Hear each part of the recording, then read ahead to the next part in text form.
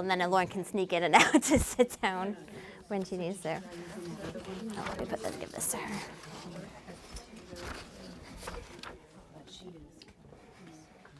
Okay, this is for Lauren. I'll just put this here. Is everything with the Wi-Fi working? I think so, yeah. Okay, good. Yeah, we're all That should set. be fine. All right.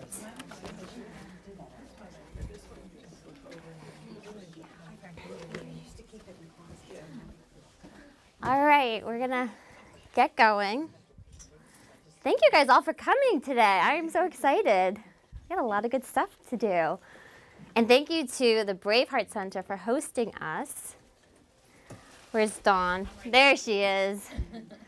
Big shout out to Dawn. She is the owner and founder of the Braveheart Center. She's also in our Strong Retirement Club, but she's always zooming in. So those of you who haven't met her yet, that's why. It's actually my face. Exactly. On the phone with you. And can I just get asked that we all come in as close as we can? So sorry, Georgiana Gabe, you guys can come in tighter. And even if somebody can sit up here. We're filming this. It's mostly going to be me. And just a little reminder, cell phones on vibrate, please. Okay, sorry.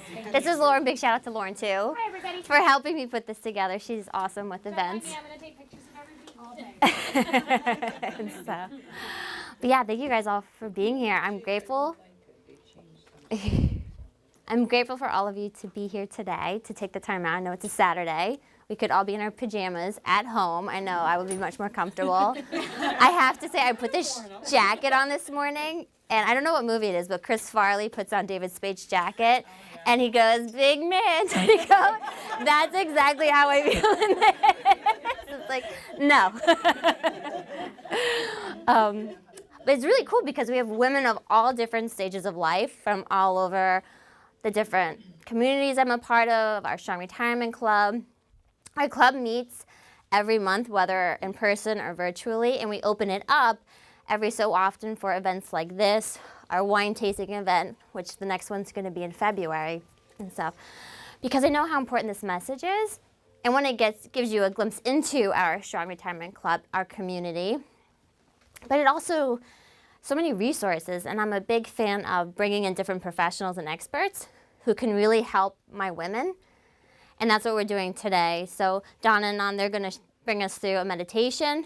We have Kat Sikor, who's going to talk about health as we age, maintaining our mobility, our quality of life, and our independence. Because who likes to be independent? Independent, right? Who loves going where they want to go, when they want to go, and buy whatever it is they want to buy? Yeah, we all like that a lot, don't we? We hate having to answer to somebody. And you think about when you first got out of college, when you got that first paycheck, and you're like, whoa, yeah, this is awesome. I can go to the store, I can buy whatever it is I want. I don't have to justify it to my parents. I don't have to ask for their approval anymore. Who likes being dependent? Being dependent, having to wait for people to bring them someplace, waiting for them to give you money to buy something. It's like, not as much fun, is it? No, not as much fun at all. I remember after I gave birth to my daughter, Andy 2 years ago was a C-section. And you can't drive for 2 weeks after a C-section. And my husband was home for paternity leave, which was great. But he kind of figured, well, she can drive anywhere. I'll help out by doing the errands. And after a week, I'm like, you can't do this to me. I felt stranded. I felt isolated. I'm like, no, I need to get out. I need to get out. Right? I hated, just for 2 weeks, I hated feeling dependent on him and his schedule of where to go and stuff. And that's what we're going to talk about today. The biggest fear women have is becoming a burden. Who has ever felt that way or felt that fear? What kind of rings in their ears, it keeps them up at night, becoming a burden. Right? So that's why we dedicated a whole day today about becoming a burden. And I know it's a deep topic, and that's why we needed to have it at a Zen-like location, like the Braveheart Center. And we are also going to make sure that it's not going to bring us down, but we're going to leave feeling good about it. So if it does happen, we can get past it. We have the resources to get past it. And all of you, I can tell you're all strong, independent women. And I was talking about this with my therapist the other day about when I first got into the relationship with my now husband, I was very dependent on him. Not financially, but emotionally, socially dependent on him. And now he's a police officer who works every other weekend, crazy shifts, night shift, 12-hour shifts. And I was saying to her, like, I wasn't a strong person, independent person. I was leaning on him a lot. But because of his job, I didn't really have a choice. I had to find ways to be social by myself, to figure my emotions out by myself. But the problem was I went to the extreme where you hate to ask for help, right? We get in those periods of time where it's like, but I don't want people to realize I can't handle this or I don't have it all together all the time, that I need help. And that's where I was a few years ago after having my daughter. And I got myself into such a crazed funk where I was postpartum anxiety and depression from it. And it was that point when I realized I can't fix this myself. And that's why in the club I push, whenever I'm working with women I push, have your resources, have your team. And that's why I'm bringing in professionals today. I bring them in all the time. Within 2 weeks, I'm meeting with an estate attorney 3 times with 3 different women because I know how important it is to have your team, okay? So what are the ways we become a burden in life? There are 3 ways. What are the ways? Financially, health. Mm-hmm. So physically,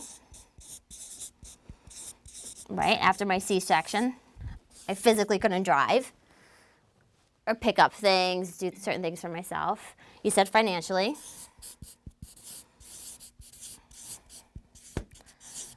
And then what about mentally? Who's scared of Alzheimer's or dementia? Or your spouse having that? Or your parent having that? What do all these have in common? What do all of these have in common? They affect us emotionally, don't they? They all affect us emotionally, big time.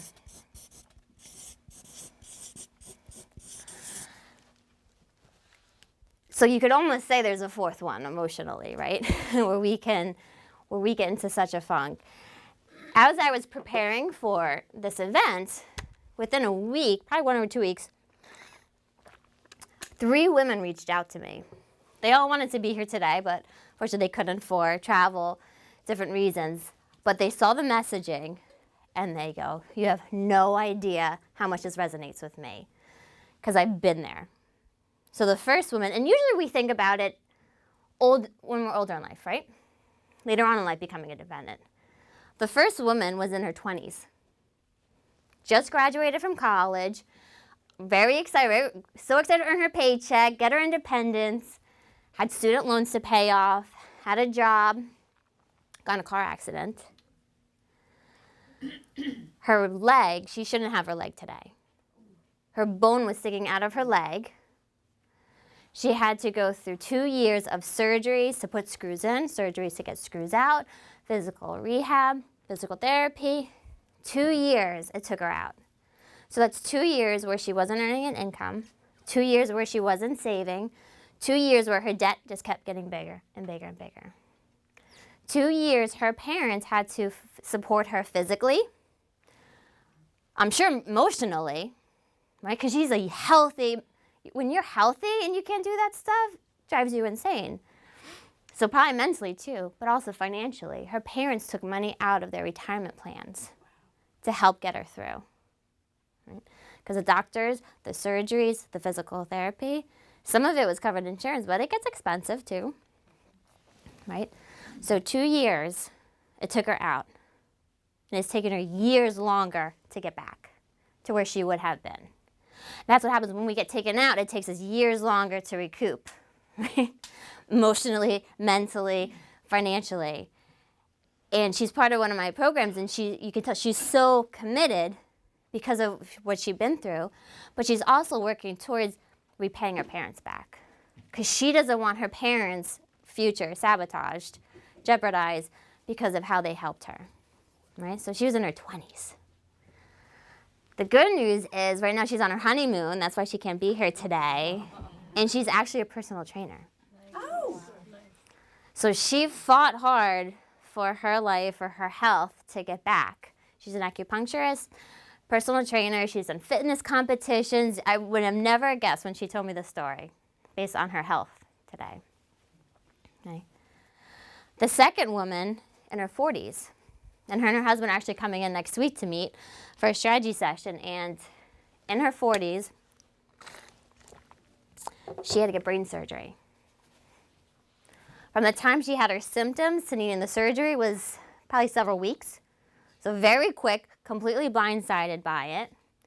She was married, owner of a yoga studio in New Jersey, needed brain surgery.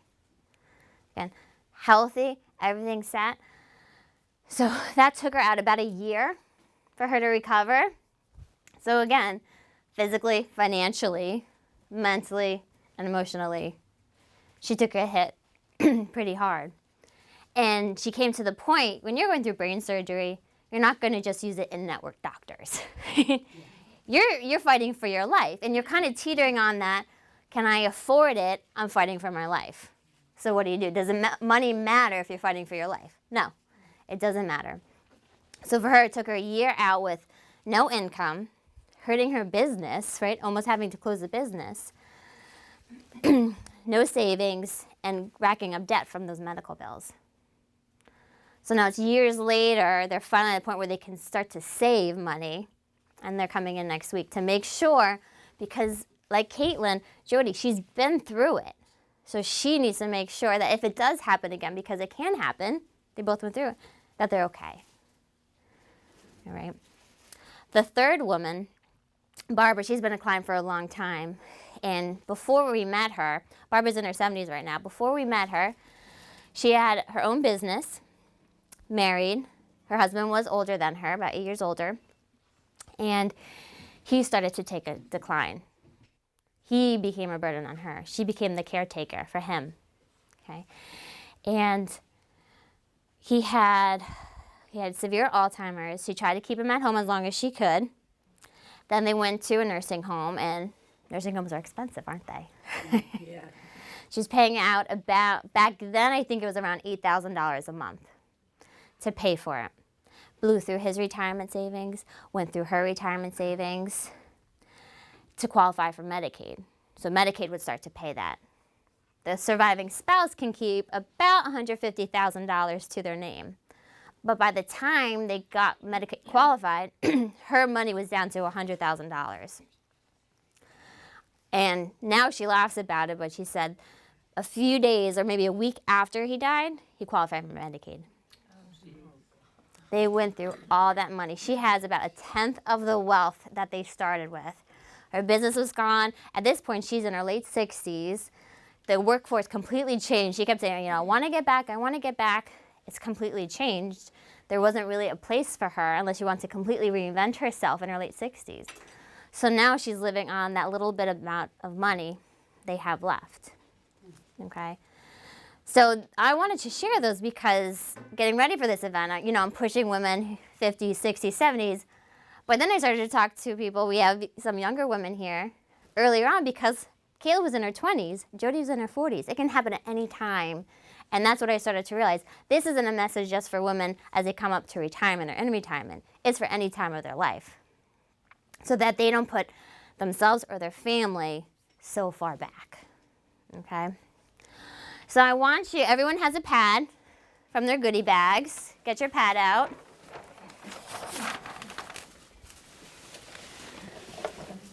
I'm going to make you work today. You didn't get a goodie bag. Lauren, can you grab a goodie bag for Georgianne? Nice, thank you. There's a pen in there too if you didn't bring a pen.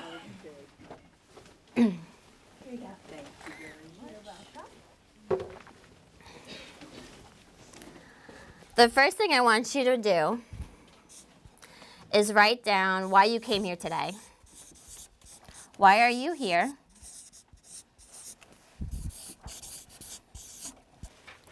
Okay. I can give you a minute to think about it and write it down. I hate going places where they just give you a ton of information and you leave and you're like, oh, I don't know what to do with any of this information. So you're actually work today. You're going to have some tangibles to walk away with. That's the goal.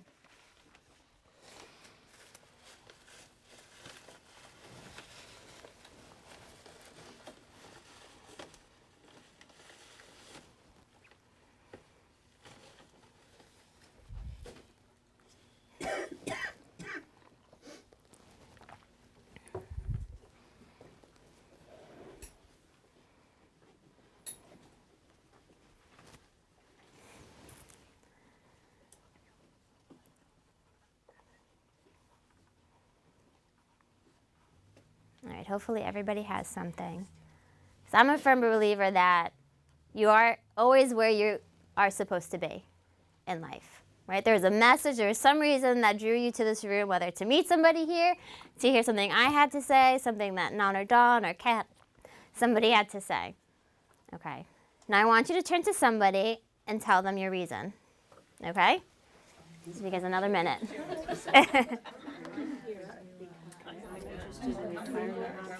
Hey, why don't you move over and share with Vanessa? Yeah. There you go. Laura's gonna join you guys, okay? I'm here.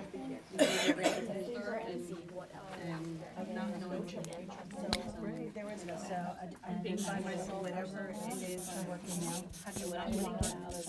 Yeah. Tips that I can do mentally, mental burden starts to turn everything. I'm an artist. Not who is going to be there, you know, to notice it. Yes.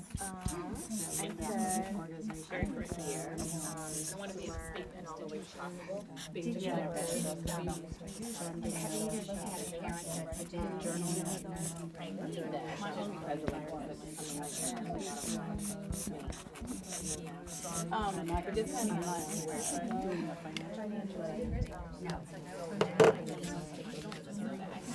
and I don't want to be in that position myself. So this is scary.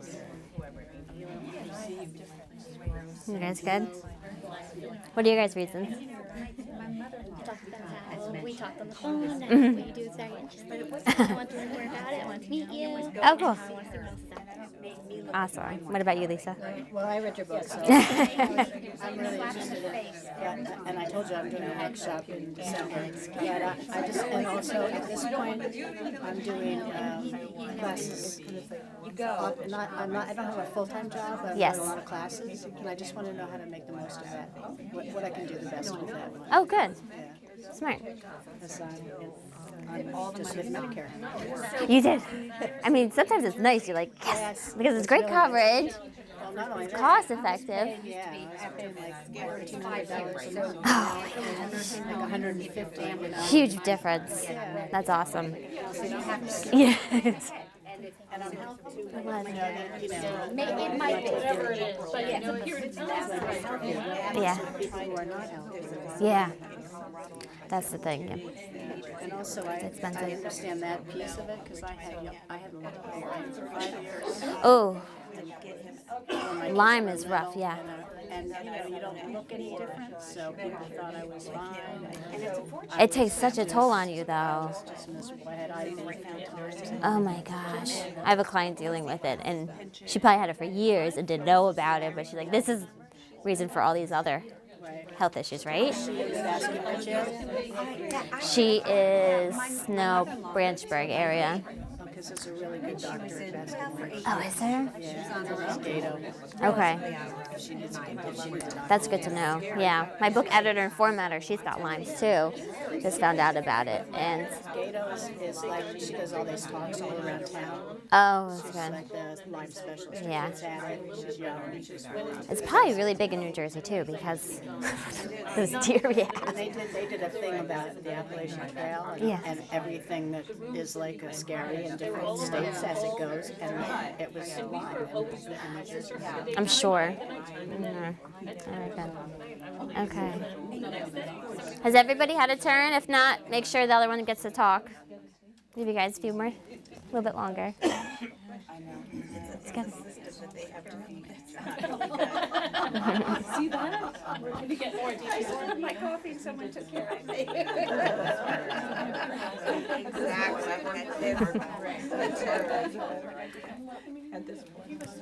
All right, we're gonna, don't worry, you're gonna get to keep talking. I promise you.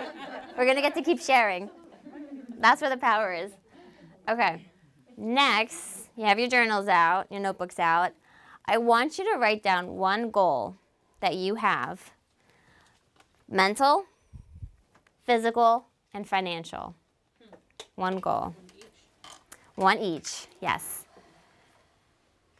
And think about where you've been paying most attention.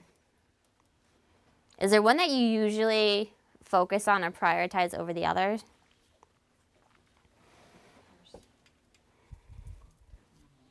Like, I probably focus the least on mental well-being. Anybody else? Yeah, probably why we're all head cases at some point. I think the best advice my husband's cousin gave me, she goes, don't worry about being a mom, because our daughters are going to see a therapist anyway. That's true, right? No matter what type of parents you have, there's something going on in our heads. But think about, which one have you been neglecting a lot? Okay, so one goal for each, so total 3 goals.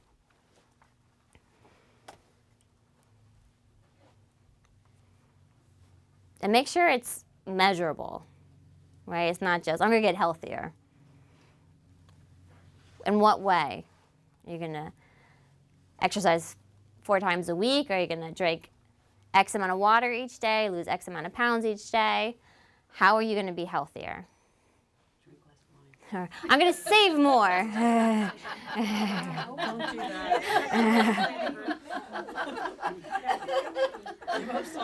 I'm already on that, don't worry. And-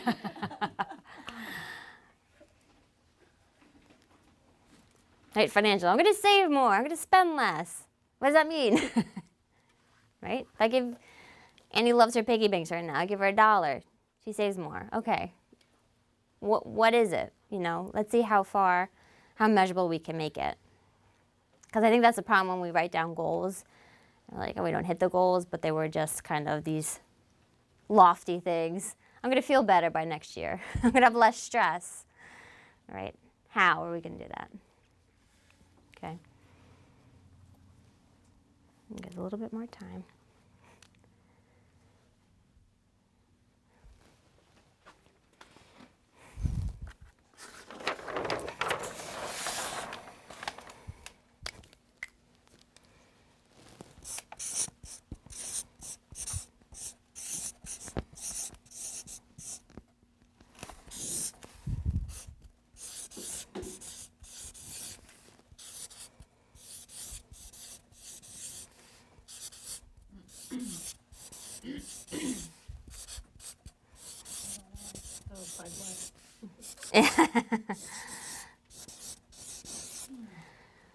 Okay, next I want you to pick one of the goals, and then you're going to partner up again, and you're going to go through the 5 why exercise, okay?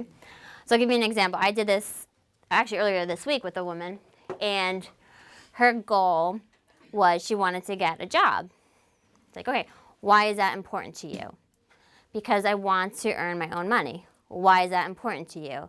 Because I want to show my kids that I value myself and I can earn money. Why? And we kept going down all the way to the 5th one. She's like, because I hate getting alimony. She was divorced, and her husband loved to dangle alimony, or her ex-husband, over her head whenever he wanted to get his way. Exactly. The problem with alimony is we don't have that much control over it. I'm working with one divorced woman, and every year he comes back to reduce it.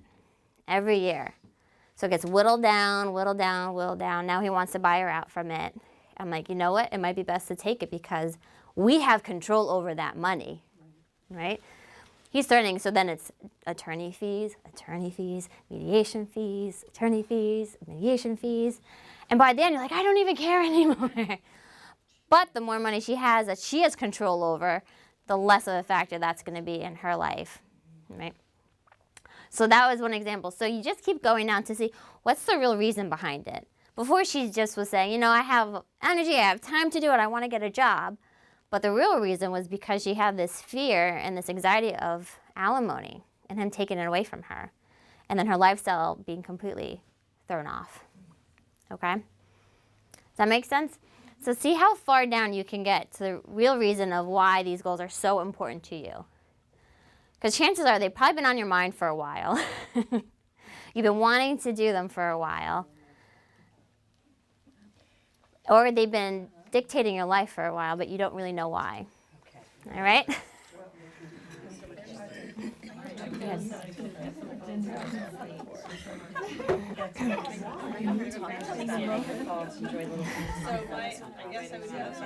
You got your goals? Oh, good. You're talking. But you can write down the reasons for it so you remember. Cool.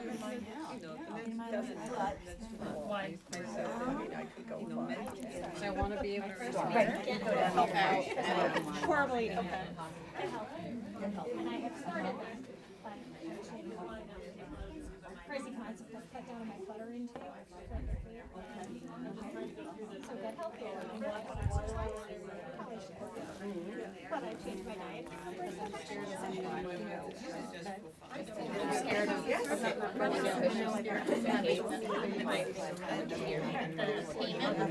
Yeah, I'm scared of the outliers monthly, although I could write.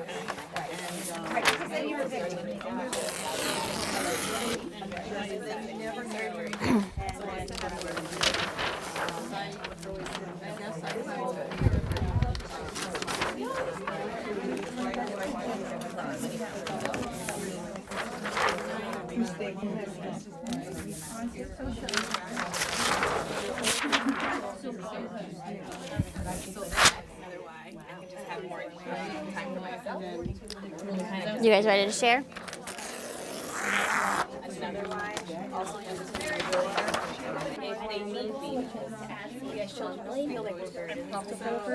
Said I don't want to be dependent. The second one is I want to ensure I can support my family. Stress of not going. You know, we can all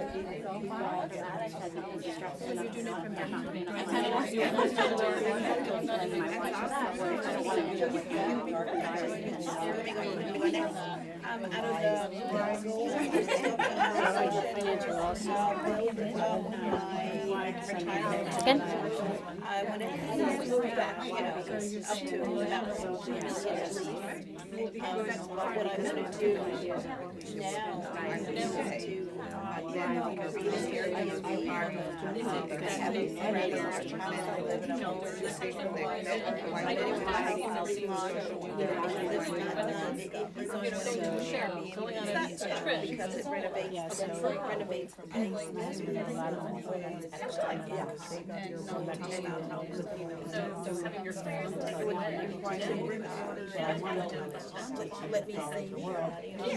Okay, make sure the other person gets to go if you haven't switched yet.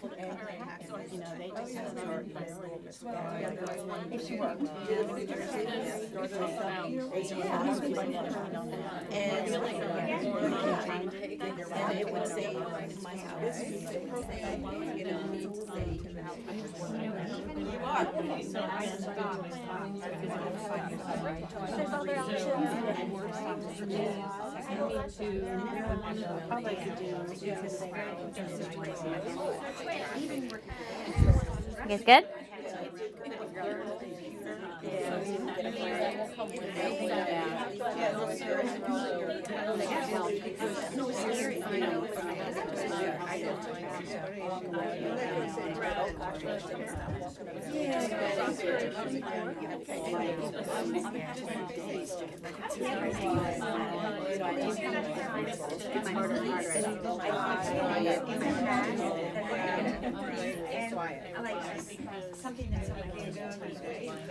All right.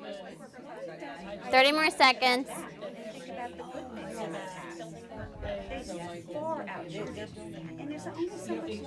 I'm like, what did she even say? Oh, today. I thought that was like an E. Yeah, make it up. That's what. I don't think it's that sloppy. Oh no, at the top. No, very neat handwriting. It's like got worse as I went down. All right. Finish out your sentences or whatever you need to get off your chest. Okay. Did anybody realize something new? Did anybody find out something new, a new layer to the reason why?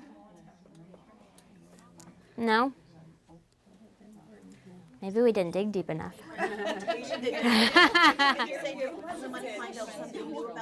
Yeah. The reason why? Or did you kind of always know? Yeah? Does anybody want to share? Their whys? The bottom There. line, peace and freedom. Peace and freedom.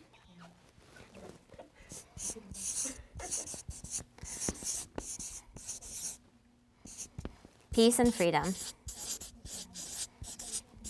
Who agrees with that? Peace and freedom. I'll share over here. Yes. We actually both agreed that it was for health. Health. Different reasons. The health, is it for you, for your family, For ourselves individually. individually? Oh, that's good. We agreed on that. Different ways. I'm going to eat For your own healthy when health. she goes to the gym. And what is it about the health? Is it so you feel good? Not You that feel it's co- medical for her. It's feel good. Okay. So the medical, that probably goes back to the peace of mind then, Well, there's that. Yeah. right? And family. It all Mhm. ties in. Lisa? I was saying like health so I could travel. you know. Travel so you can do stuff. Yep. Ooh, this is rocky today. Yep, that goes back to freedom too. Fundamental to be connected, to be social, to feel alive. To feel alive. Mm-hmm. Feel connected and alive.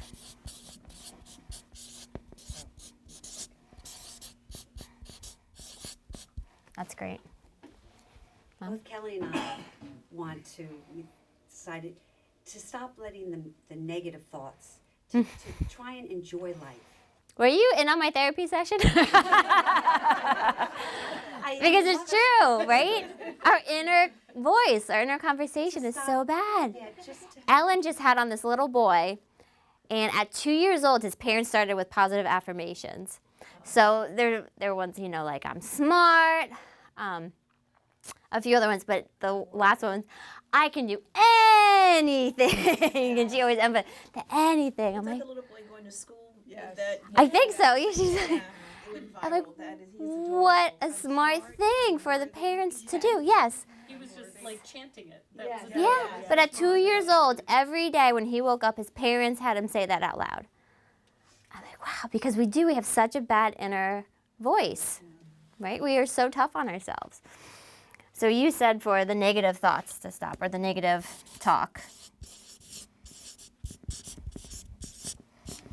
Right? That like when our insecurities rear their ugly heads. When especially when we're trying something new.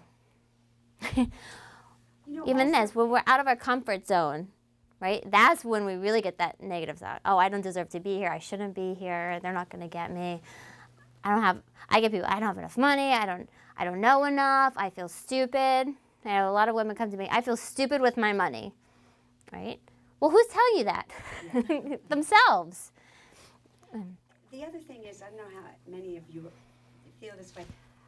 I get this, I think about petty little things that people have done to me in the past. And I think, why am I focusing on silly things like that? I only have so much longer on the planet. I want to enjoy it. I really do. I want to think about all the positive things that have happened in my life and enjoy, and not think, oh, I remember when she did that to me. It's silly. Yeah. It's And just really, silly. you're giving them the control, right? They take the power over your mood, what you're going to do that day, your mentality, and stuff. And those of you in our Strong Retirement Club, you have our strong bracelets, right? So there you go. Peggy who makes them, she's a gratitude psychologist, Laura knows her, but she says gratitude is an energy shifter. So the moment you feel negative, you think of one thing positive or that you're grateful for, and it can shift your complete energy around. But you're right. Those negative things. Any others? Not being a burden, Not being a burden. which I think a lot of that stuff, Mm-hmm. it gives you peace, freedom, Yeah. you can travel, you feel connected. Mhm. Yeah. Oh yeah, that's for sure. I want to do an exercise with you guys because kind of similar to what we just did. But I was just thinking of Susan, who's in our Strong Retirement Club. She's in Paris right now. Take her kids to Paris, Disney, her grandkids. How cool is that? That's fun. Don't get any ideas, Mom. Disney's crazy. But what we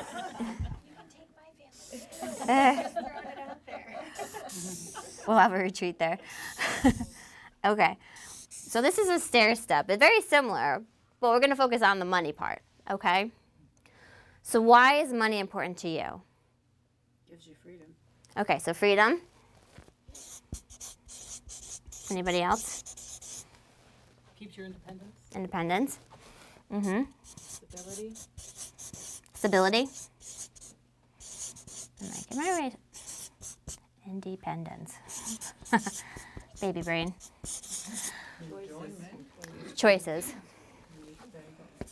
Okay. So why are all of these important? Why is freedom, because they're all very similar, right? Why is freedom, choices, independence, why is that important? It opens the door to living our authentic selves. Okay. Living authentic self.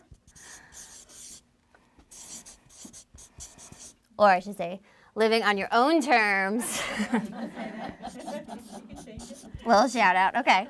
So living authentically, which is really important. Otherwise, we don't feel like ourselves. And I think fear, you don't want that fear that you're going to run out of money. I mean, Okay.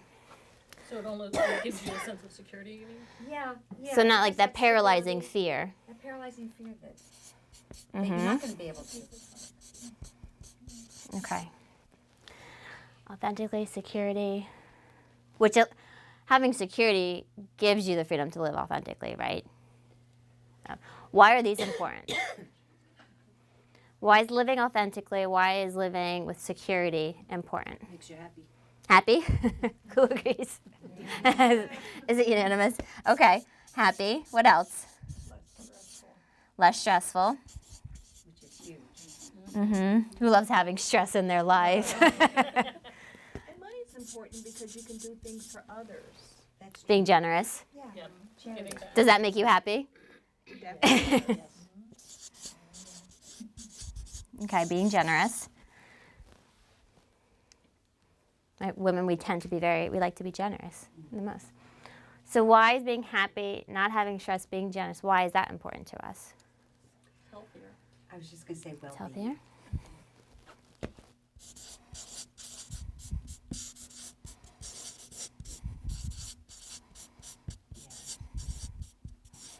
So basically makes us a better person. Why is that important? Let's see if we get one more. Why is that important? because it'll attract other people similar. Because then we can help other people? Oh, it'll We attract can- Want to other- be around you. Yeah. So we attract the right people into our world. You can live a full life. Okay. So put full life. Attract others. Somebody else have something? Yes. Laura? And it energetically helps the world when we're in our own peace center. It's like, I'm trying It's, to think. it's like Being authentic. Yeah. Being authentic. Like, yeah, living your purpose. Sorry, Laura, I'm trying, I'm trying to reach for something. Right energy. global citizen helping the world. Which I was just reading a book about how all of the wars, when you think about all the wars, all the terrorism, everything, it's always over money or resources, Exactly. right? So if everybody has their own, excuse my language, but our own shit together, and we're healthy well-beings, there'd be a lot less wars. well, as terrorism, a lot more peace, right? And that's, I think, the top piece is peace. Because I was doing this exercise with Susan, and her first one was survival. Why is money important to you? Survival. But she came from a background where they didn't have food to put on the table when she was growing up, right? Her dad left early on. Mom worked 3 jobs to support her and her sister and her brother. At 18, her mom died. So she became guardian of her younger brother at the same time when she had a baby. So that survival mode, that has pushed her so far, and now she's an executive at ADP. Oh, wow. Right? We started with survival, and we ended with peace with her. Peace, right? And I said you can almost see that whole sequence with her life story of what she's been through and stuff. So I think it's peace, and that's a perfect segue into our next section. We're going to focus on our mind, right? As I said, I put my mind on the back burner a lot, and I'll give you a story. So my husband, I told you, he's a police officer, and a big thing when we were already dating before he became a police officer, and a big thing was not to pick a fight before he goes in for a shift. But guess what I did every time? Picked a stupid fight. But remember, I was very dependent on him. I got much better about it. And he actually gave me a shout out the other day. He goes, thank you for not picking fights before I go into work. Because when I'm there, my mind can't be somewhere else, right? When he's dealing with what he's dealing with, and in any of our jobs, whether it's being home with our kids, at work, taking care of a family member, we want our minds to be there. And I said to him, I finally got it, because I say the same thing to the women I work with. If we have these fears, these concerns, these issues with our money, our health, anything, we're not fully present in our life, right? We're being taken elsewhere time and time again. So I'm like, I get it. It's the same thing I preach, just in a different way, to the women that I work with. We can have peace, we can be healthy, we can do all these things when we have our money stuff taken care of, when we have our physical stuff taken care of. Okay? So I'm going to invite Nan to come on up to lead us in a meditation. Okay, I'm going to partake in it. Over here. And we're going to talk about how it helps, how you can start doing it little by little, right? It's not all or nothing. Absolutely. Small ways we can do it, and then she'll lead us through a practice, and then we'll see how it is after. Sound good? Yeah, perfect. Oh, thank you. Hi, everybody. I'm Nan. I have a practice called Soul Purpose Healing, and it's in Neptune City, but I'm also the meditation teacher here at Great Park. So if you could put your pencil down and stuff, and just make yourself as comfortable as you can in your chair. If you want to be on the floor, please help yourself to a cushion and get on the floor.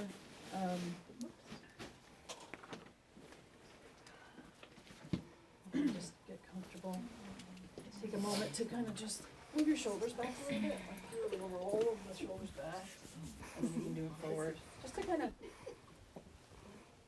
get in your body, right? Because we've been in our heads in the last, hour trying to understand about finances and stuff. Thanks. Move your neck around a little bit. A little roll. Feel all the tension, and we hold so much tension, right, in our neck and shoulders.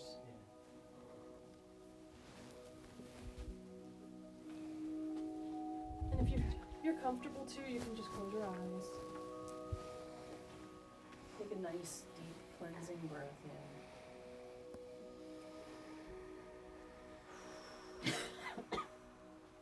Coughing is good. Get rid of all of that negative stuff that we've been.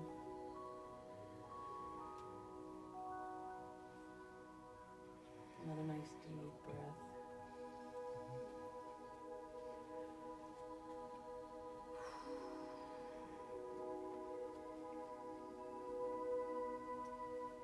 Just feel yourself in your chair.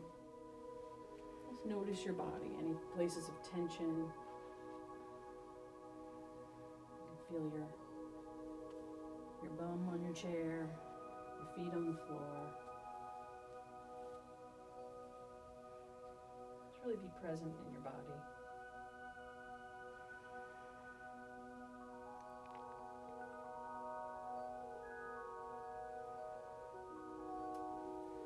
Now imagine at the crown of your head, you have a lavender funnel.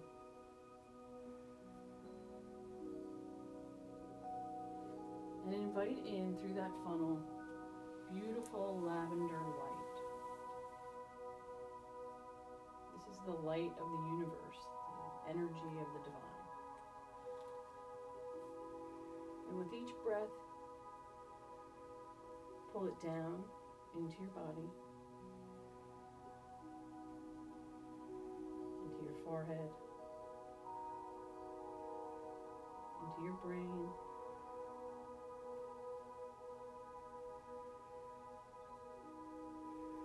into your ears, your jaw. And as it passes over these areas, it's soothing the rough edges. It's relaxing everything that passes.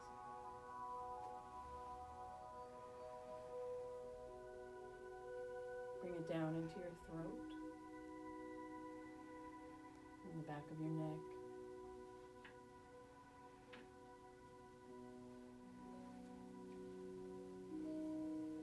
Across your shoulders, and into your chest.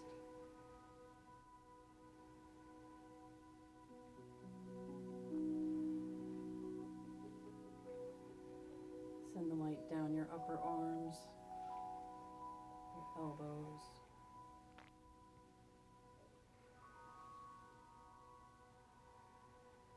down your forearms and out your fingers.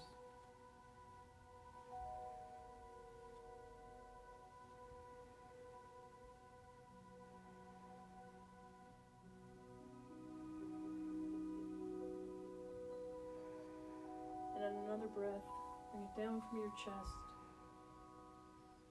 into your upper abdomen.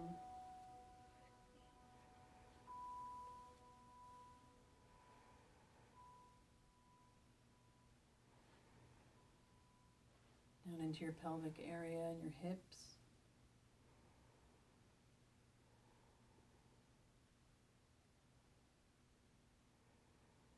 Down your upper legs to your knees.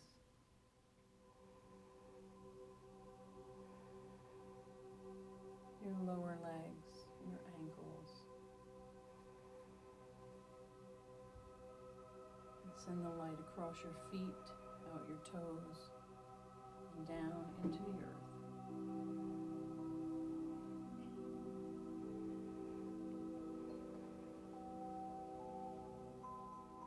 Just feel yourself grounded between heaven and earth.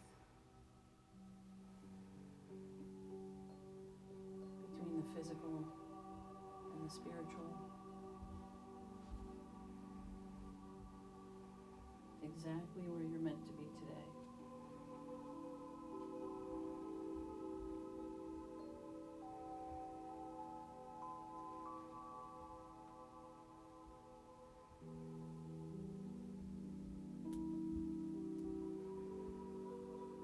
Now that you're in your body, on the next breath, breathe in the future.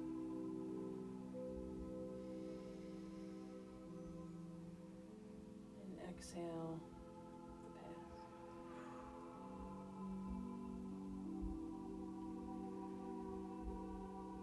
A nice deep breath in the future. And out the past.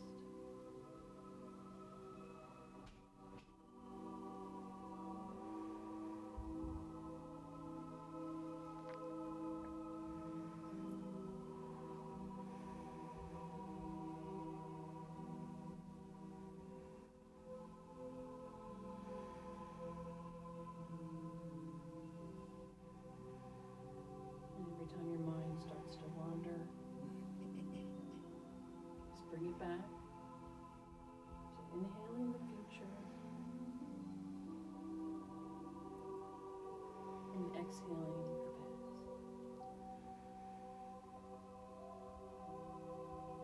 thoughts will come, because that's what our brains do. Try not to follow the thought to the next thought and the next thought. Just bring it back to the breath.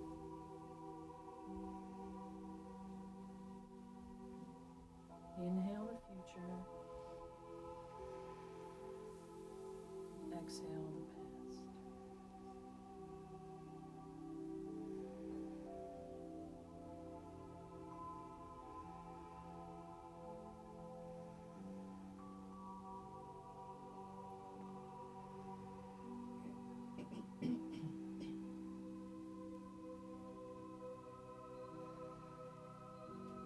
Now as you get to the top of the inhale,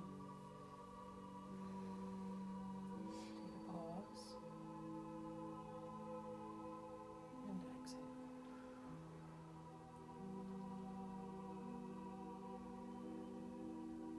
In with the future, take a pause. That's the presence. Out with the past. In. Be present.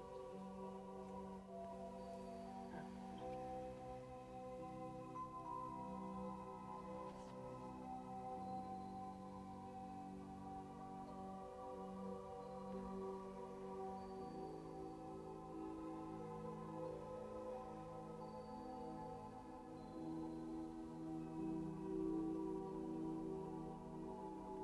As you continue to breathe and relax, bring your attention to your heart chakra. It's located in the center of your chest. And this is our generator of all our love relationships. All the love that we give and receive in the world.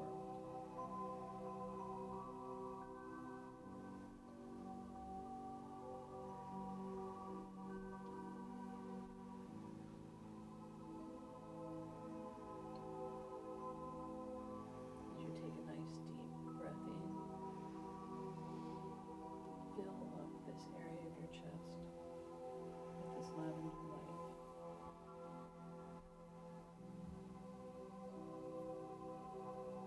Pulling in all that you desire, all the love you look for in your life.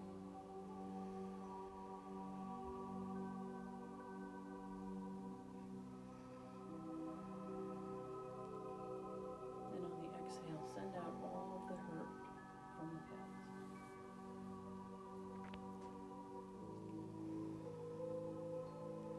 All of the resentment, all of the anger, all of the disappointment.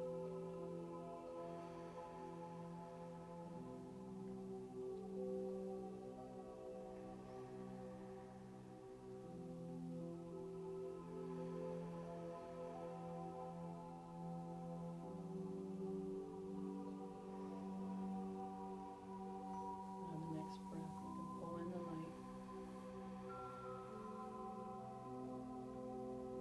and give that love to yourself.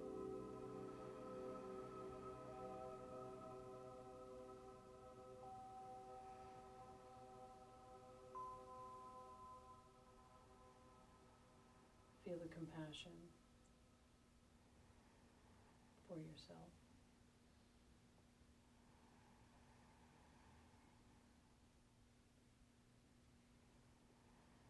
That forgiveness.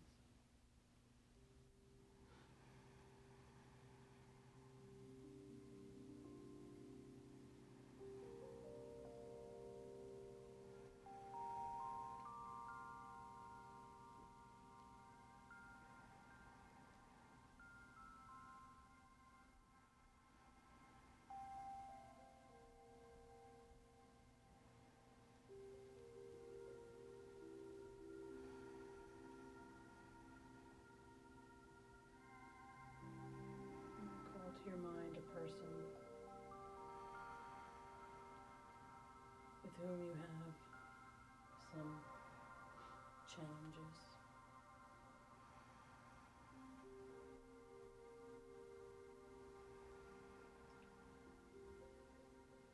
And see them in your mind's eye. And call to mind the ways that they've hurt you or disappointed you.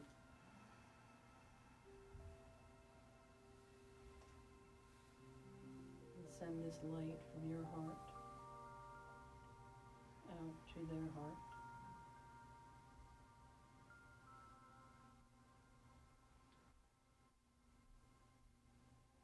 As you say in your mind, I forgive you.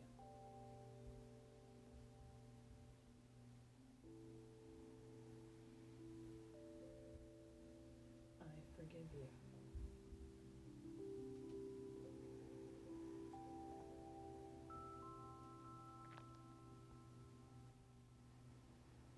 I forgive you.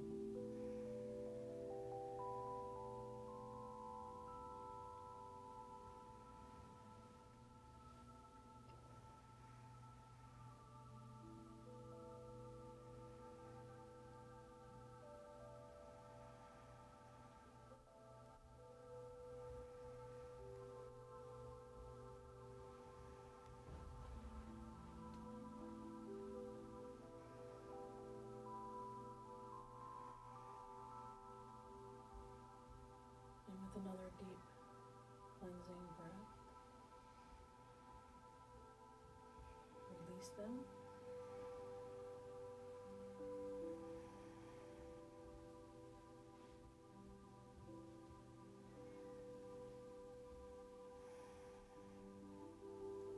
And this time, you're going to send love from your heart out to this room, to everybody in this room, to this community.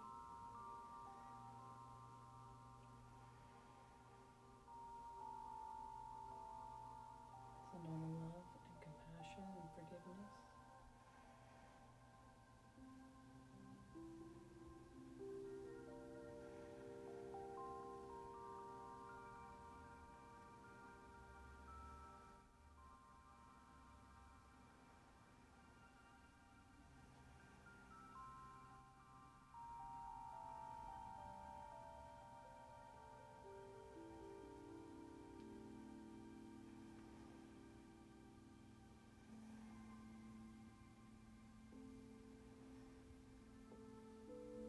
And another deep breath.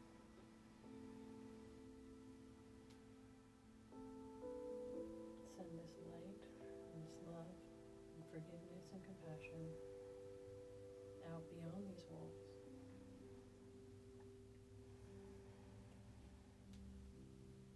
Out to the city, the state, the country, the world, the universe.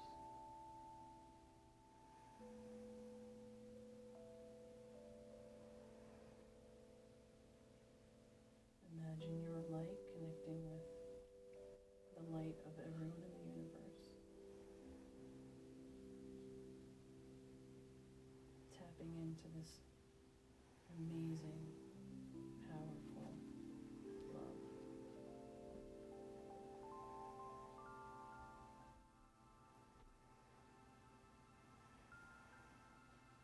And on the next breath, draw it back in through your heart. See it filling you.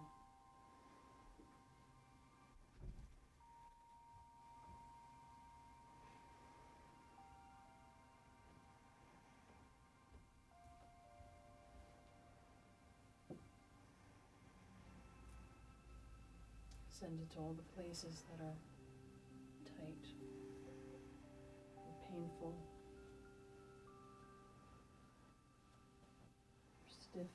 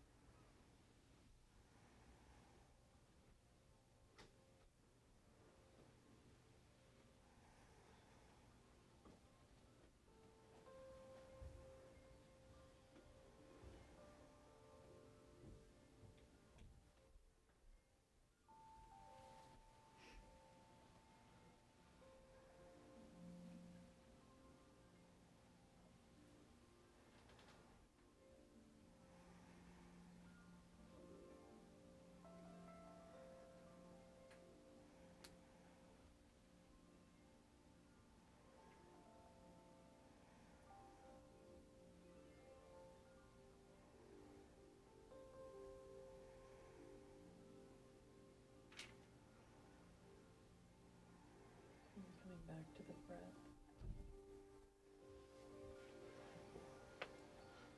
Nice deep inhale. Stop at the top. And back down.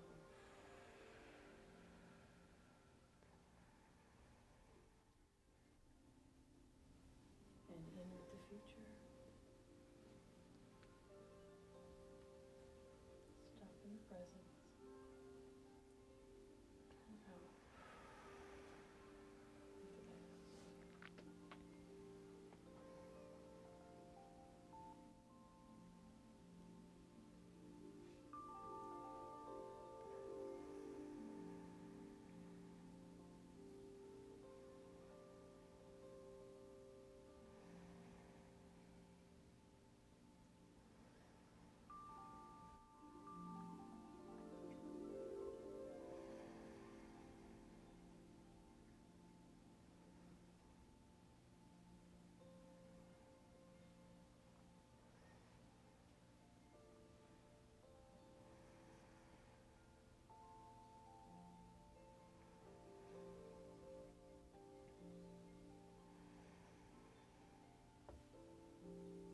You can draw on this power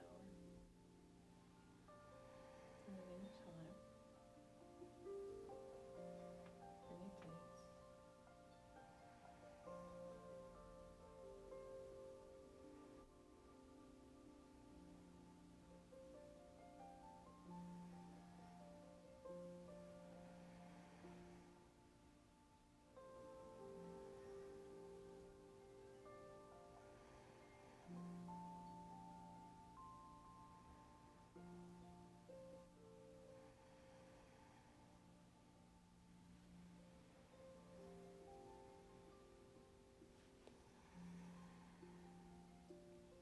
And bring to mind something that troubles you.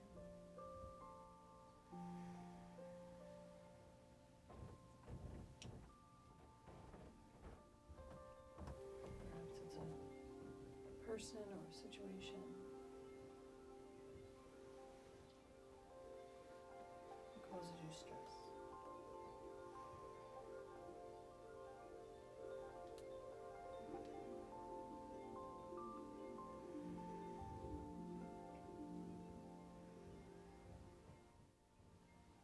You have a good sense of who this person or situation is. Invite the light to surround it or them.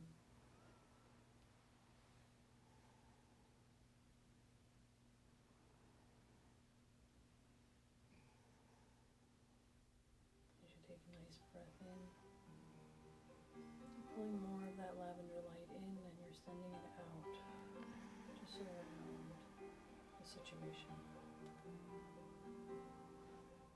See the situation or person in a nice lavender bubble.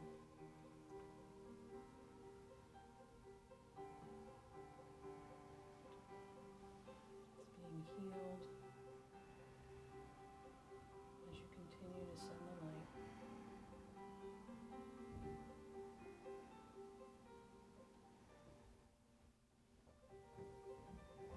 With the confidence that you have all the power in the universe to resolve the situation. By releasing it,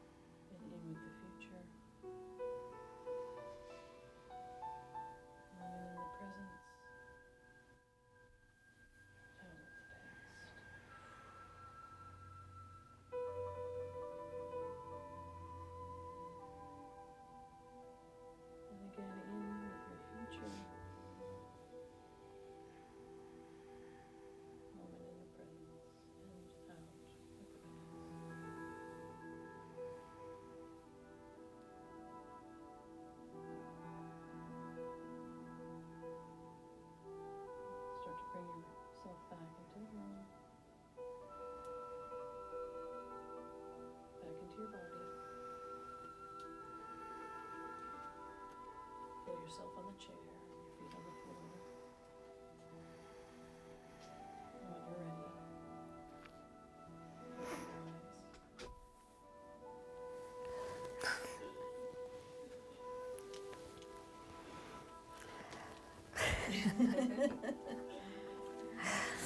Wow. How are you feeling? Good? Very good. Anybody? I say, who needed that? Who didn't know they needed it until now?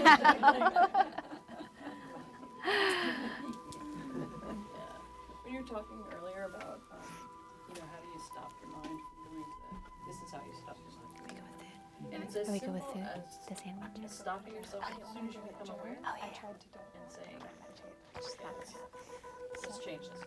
In the future. Okay, That top, that top is where it is. That's the piece.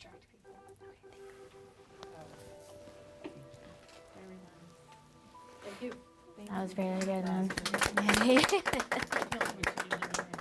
I know. No noise. Did anybody come to any realizations or decisions? I like we did the relationships. We did, I think, of stress, a situation of stress, something. That was good. Things in a bubble and Yeah. And almost visualizing that when that stuff happens. We get the negative self-talk, put it in a bubble, send it off. It's awesome. Lauren's gonna grab us our food for lunch so we can get a bite to eat. And then right around 12:15, 12:30, we're gonna have Kat Secor zooming in to talk with us. If anybody's read my book, Kat and I have a conversation towards the beginning about health. She works with women in their 50s and 60s, and maybe they've been dealing with a health issue for a really long time. Diabetes, high cholesterol, blood pressure, or they've seen their mom go through something and they want to make sure it doesn't happen, or they've been trying to figure out how to live a healthy life, but nothing's worked yet. Okay, so she spoke, I don't know if you remember Georgianne, she spoke to our first club. I do remember. Yeah, twice. She's fantastic, and we wanted to bring her back for this club, and especially for this topic, because she deals with it day in, day out. Her mom is a nurse. She's actually a doctor now. She travels once a week all over the country to speak at conferences. And for her, her excuse is always, well, I'm too busy to get healthy. Right? How hard is it to eat healthy when you're on the road? You're at airports. It's very, very hard. So she always used that excuse. And then I should have brought her book. She had Debut a New You is the name of her book. Dr. Mimi is her mom, and at 62 she decided to get healthy. Even though her daughter has been doing this all along, she finally, you know what, I want to make this a priority. And on the cover of the book, there she is with a sports bra and tight pants on with a six-pack. And she was part of my business mentorship last year, and I was like, Mimi, how old are you? And she's like, 63, try not to be. It's like her slogan. But she is awesome. So they actually work together as a mother-daughter team. And so she's an awesome lady. And yeah, we'll grab a bite to eat. Selin. Debut a New You. Yeah. So her mom is the nurse and she's the doctor. No, the mom's a nurse who became a doctor. Okay, Yeah, and so they call it Dr. Mimi and Coach Kat. got it. Kat's just a coach, yeah. And Kat is going to have a book coming out called F the Scale. I love the title of that, F the Scale. Especially now when I go to the OBGYN every month. Step on the scale, and you're like... yeah, so they're awesome. Georgia's met Kat Yeah, she's great. in Vegas. A lot of energy. She loves pink too. She's a pink fix lady, pink fix sister and stuff. So, all right, if anybody needs to use the restroom, move around and stuff, but that was, I know, that was a, hey Nan, is that as, Relaxing, it was super. I have a question, Nan, is that as restorative as a nap? I do feel Take a quick screenshot. Okay, hold on, let me sit. Yeah, why don't we try them off? Okay. Hey, man, can you unplug the bistro lights from the thing right behind you? This is hard because you're on the on the wall, and I'm looking at the computer, so it's hard to. I'm gonna be going like this constantly. Okay. Am I looking at it? Oh, let me look. Hold on 1 second.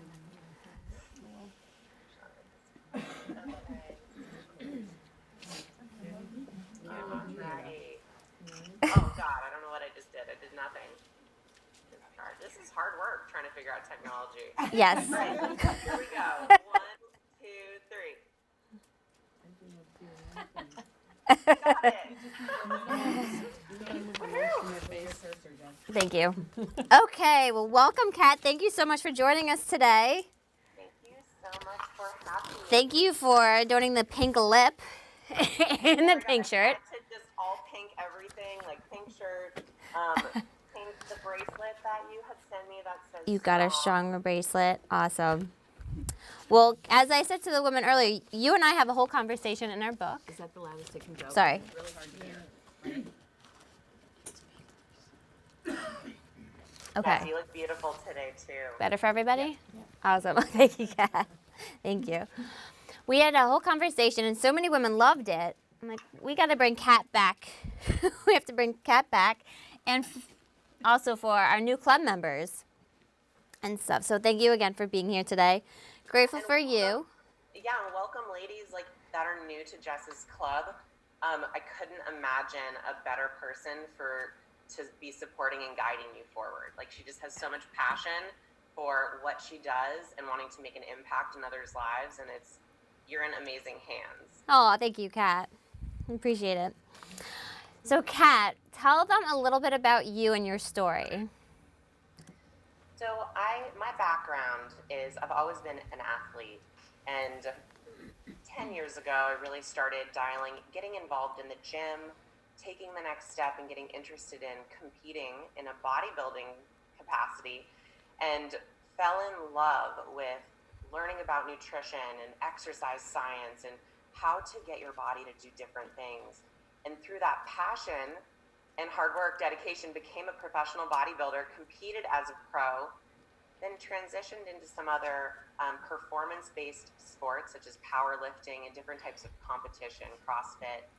But I really fell in love with coaching and helping others figure out their path in changing their health, transforming their lives, transforming the way their relationship with food, their relationship with exercise, their relationship with themselves, and really just embracing their bodies and loving life again. And so I like to say my mom was my first client, Dr. Mimi.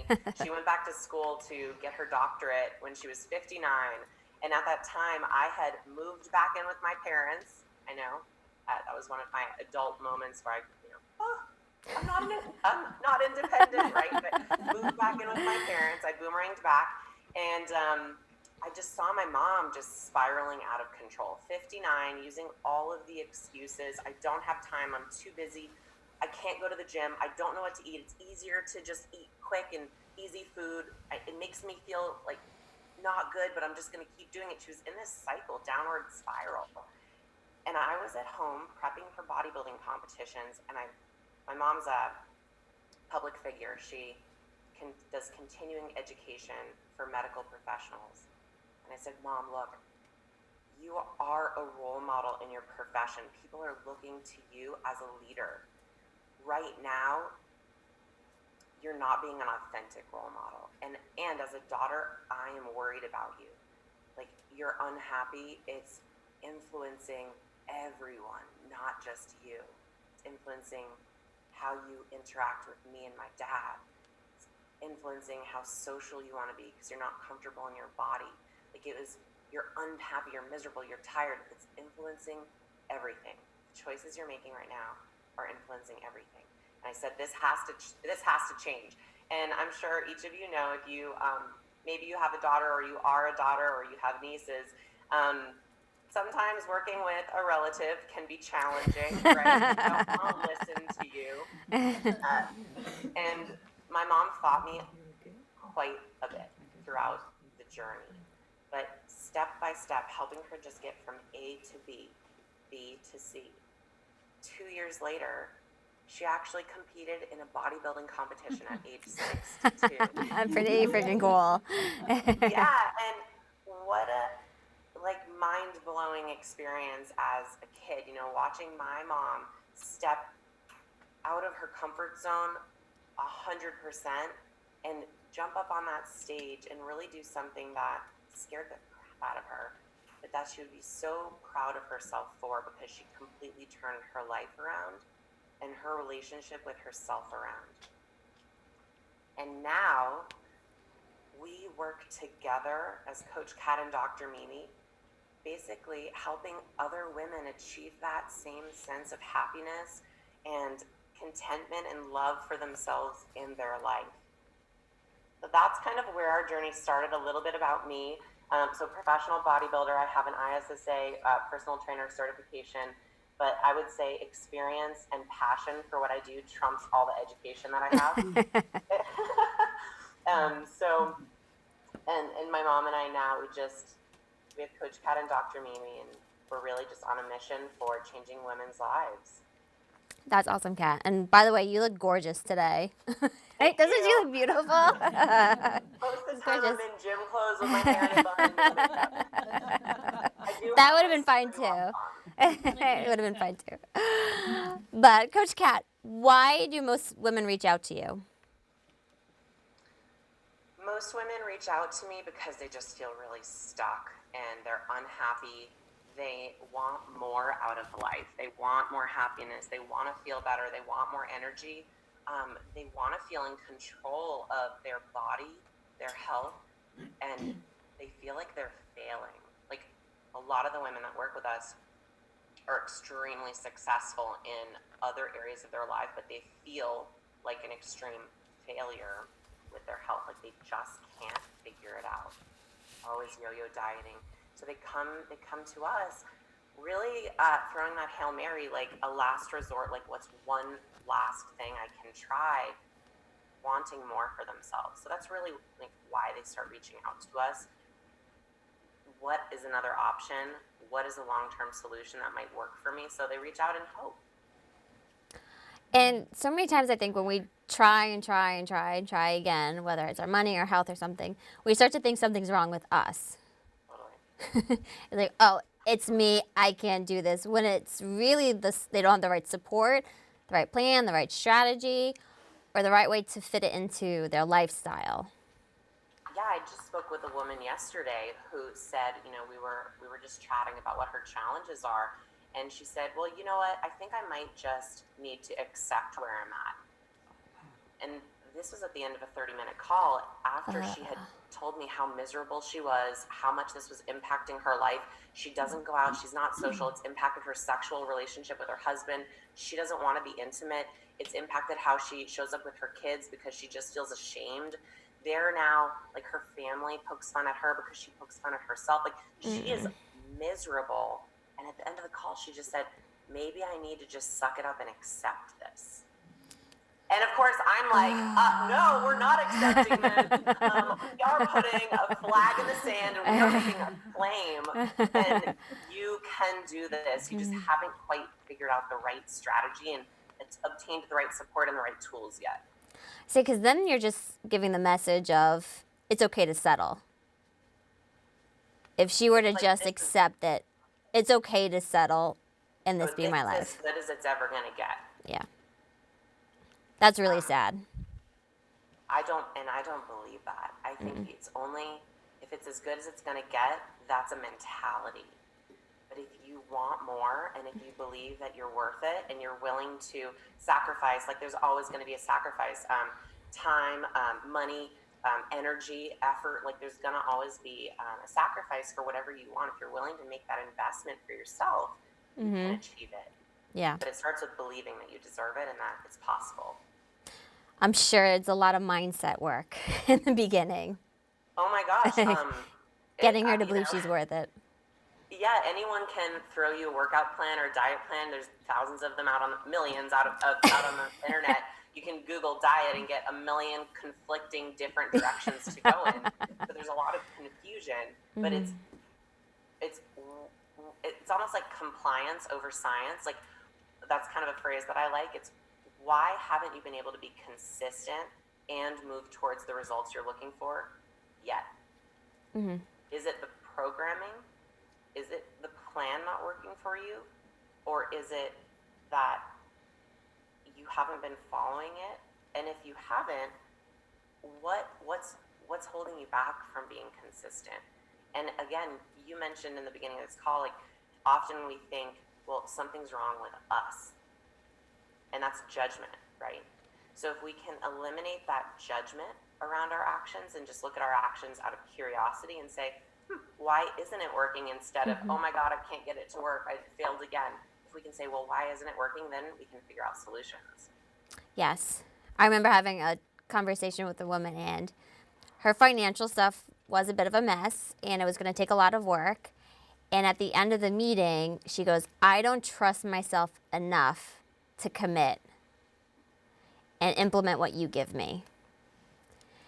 And it's similar to like that woman you had the call with, how she's like, maybe I just need to accept this. So I know what you mean. It's very difficult to get out of our own ways. You know, Jess, we have a mentor that we share, and I love how she talks about our comfort zone. I can't see the ladies in the audience, but I'm going to ask a question, and Jess, you can give me feedback. Okay. Right, ladies, on a daily basis, how, on a scale of, I'm going to say yes or no question, like raise your hands if you step out of your comfort zone on a daily basis. 1, 2, 3, 4. Maybe a quarter of us. Okay. And how many of you do you stay in your comfort zone? Oh, it's so The other comfy in there, isn't it? Yep. comfy in there. Now, here's what our mentor Robin says, is that everything you want lies outside your comfort zone. Otherwise, you'd already have it. So if there's things that you want and you haven't been able to achieve them, we have to start by asking ourselves, well, are you stretching your comfort zone? Are you stepping outside your comfort zone? Maybe that is investing money in yourself in order to achieve it. Maybe that's creating time in your busy schedule. Maybe that's trusting the people guiding you, Jess, your coaches, your mentors, trusting them because you don't trust yourself yet. But if you believe, if they believe in you, you're just going to trust that you can believe in yourself one day. So that's all stepping outside of your comfort zone. So when you take actions, you get results. Like that's the belief you can cultivate to really make change in your life and get what you want. Yes. And staying in our comfort zone really isn't that comfy after a while. No, Because we get very angry at ourselves. We get frustrated. We get disappointed. So it's really not that comfy after a while.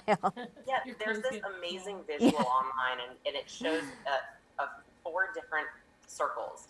And the first circle is your comfort zone. The circle right outside of it is the fear zone. Then there's the learning zone and the growth zone. Now, the beautiful part is when you step outside your comfort zone, the indicators that you're there are you're going to be making excuses and you're physically not going to feel good. So if you realize, hey, I'm making excuses, or ooh, I'm feeling nervous, you can actually celebrate that because you are just one step away from being in the learning zone, which is where if you keep going, you're going to start growing and taking actions for growth. Like, does that resonate with you, Jess? Yeah, that's awesome visual. That really helps. I'll draw that on the board later, guys. Then it's positive reinforcement, because if you are making excuses, often when we hear ourselves make excuses, we beat ourselves up more. Instead, you can start celebrating it. Woo! I'm out of my comfort zone. I'm making excuses. Now I just have to move through them.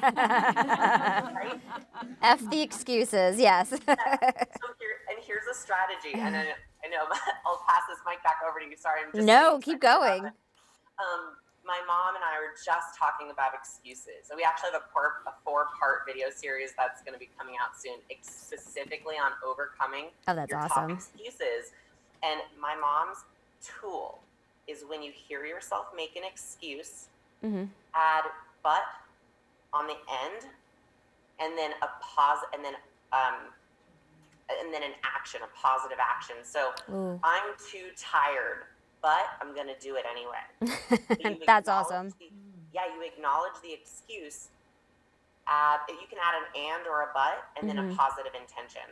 Oh, I've worked a really long day and I'd rather sit on my couch. But I'm gonna get up, I'm gonna put my clothes on, I'm just gonna start walking and see what happens. Oh, it's really inconvenient to go home and have to cook a meal. It's gonna be way easier to go through the drive-through, but I can still make a choice, get a salad with grilled chicken that I'm gonna feel happy about and proud of myself for.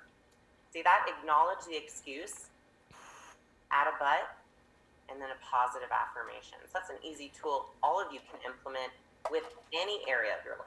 That's Is that awesome. helpful? Yes, very helpful. Thank you. Awesome. What are usually the people you work with, what's their biggest roadblock? Can you pinpoint one or maybe a few? What's the biggest thing they have to overcome? It's themselves. We talked earlier about negative self-talk. Can you give me an example of what one thing that showed up for ladies in the room? I'm envisioning each of you with just smiling faces. I know. We'll pass you around before. We just have to keep it close to the projector. And so, but what were some of the negative self-talk we were talking about? Anybody want to go? Even I'm not acknowledging, good enough. and thinking about the past Bringing the past, the negative past, and just deciding. too much. It never worked in the past, so it's not going to work now. Well, and also getting to the gym. All right now, I don't have anything that fits. And when I Yeah. get there, I'm going to Yeah. be the heaviest thing in the room Oh. with all these little twigs, and I'm not going to be able to keep up. And okay, I can keep going. the spiral. It is. We it's get true. thrown into the spiral and sucks us down. Biggest one is not enough time. I don't have enough time. Yeah. Not enough time. Yeah, not worth it. It's not worth it. Not worth it. Oh, I'm not worth it. Because actually, it's And I want to Yeah. almost follow up that statement. Do you believe taking that action would actually make a difference? Yes. So you said roadblocks, and each of what I just heard you say were very valid and they're very real to you, right? That's why they've held you back. My invitation to you would be, when you hear yourself say those things, acknowledge that that's a place of powerlessness, because it's making a statement that is tricking your brain to accepting whatever that statement is. So I invite you to, when you hear yourself say, I don't have time, which you very well may not have very much time. Like it's true in some part. But if you say I don't have time, you will literally never be able to create more time. Whereas if you can make a statement that's saying, right now with my schedule, when I'm choosing to prioritize these other things, I have 0 minutes left over. If you say that, then you might start to call BS on yourself. Like, wait, I have 5 minutes here, I have like 4 minutes there, I have like 1 minute here. How can you do have time? That's technically time, right? So I'm choosing to prioritize my time on these things. If I wanted to shift priorities and make myself a priority, where could I fit that in? So if you make a again, this all goes back to the psychology behind this, is how are we speaking to ourselves? Are we making statements that don't allow us to grow, or are we giving ourselves opportunities to make change? A statement is just that, it's accepting. You have no power, it's just what it is. Whereas if you ask yourself a question, how can I find 5 minutes? Where can I,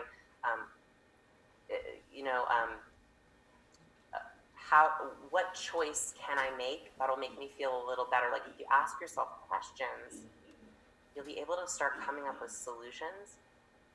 Then it's up to you to embrace them and implement them. Because I have a good friend that just made an awesome blog post, and it was about, if you keep coming up with problems to the solutions, you're the problem. Very true. Right?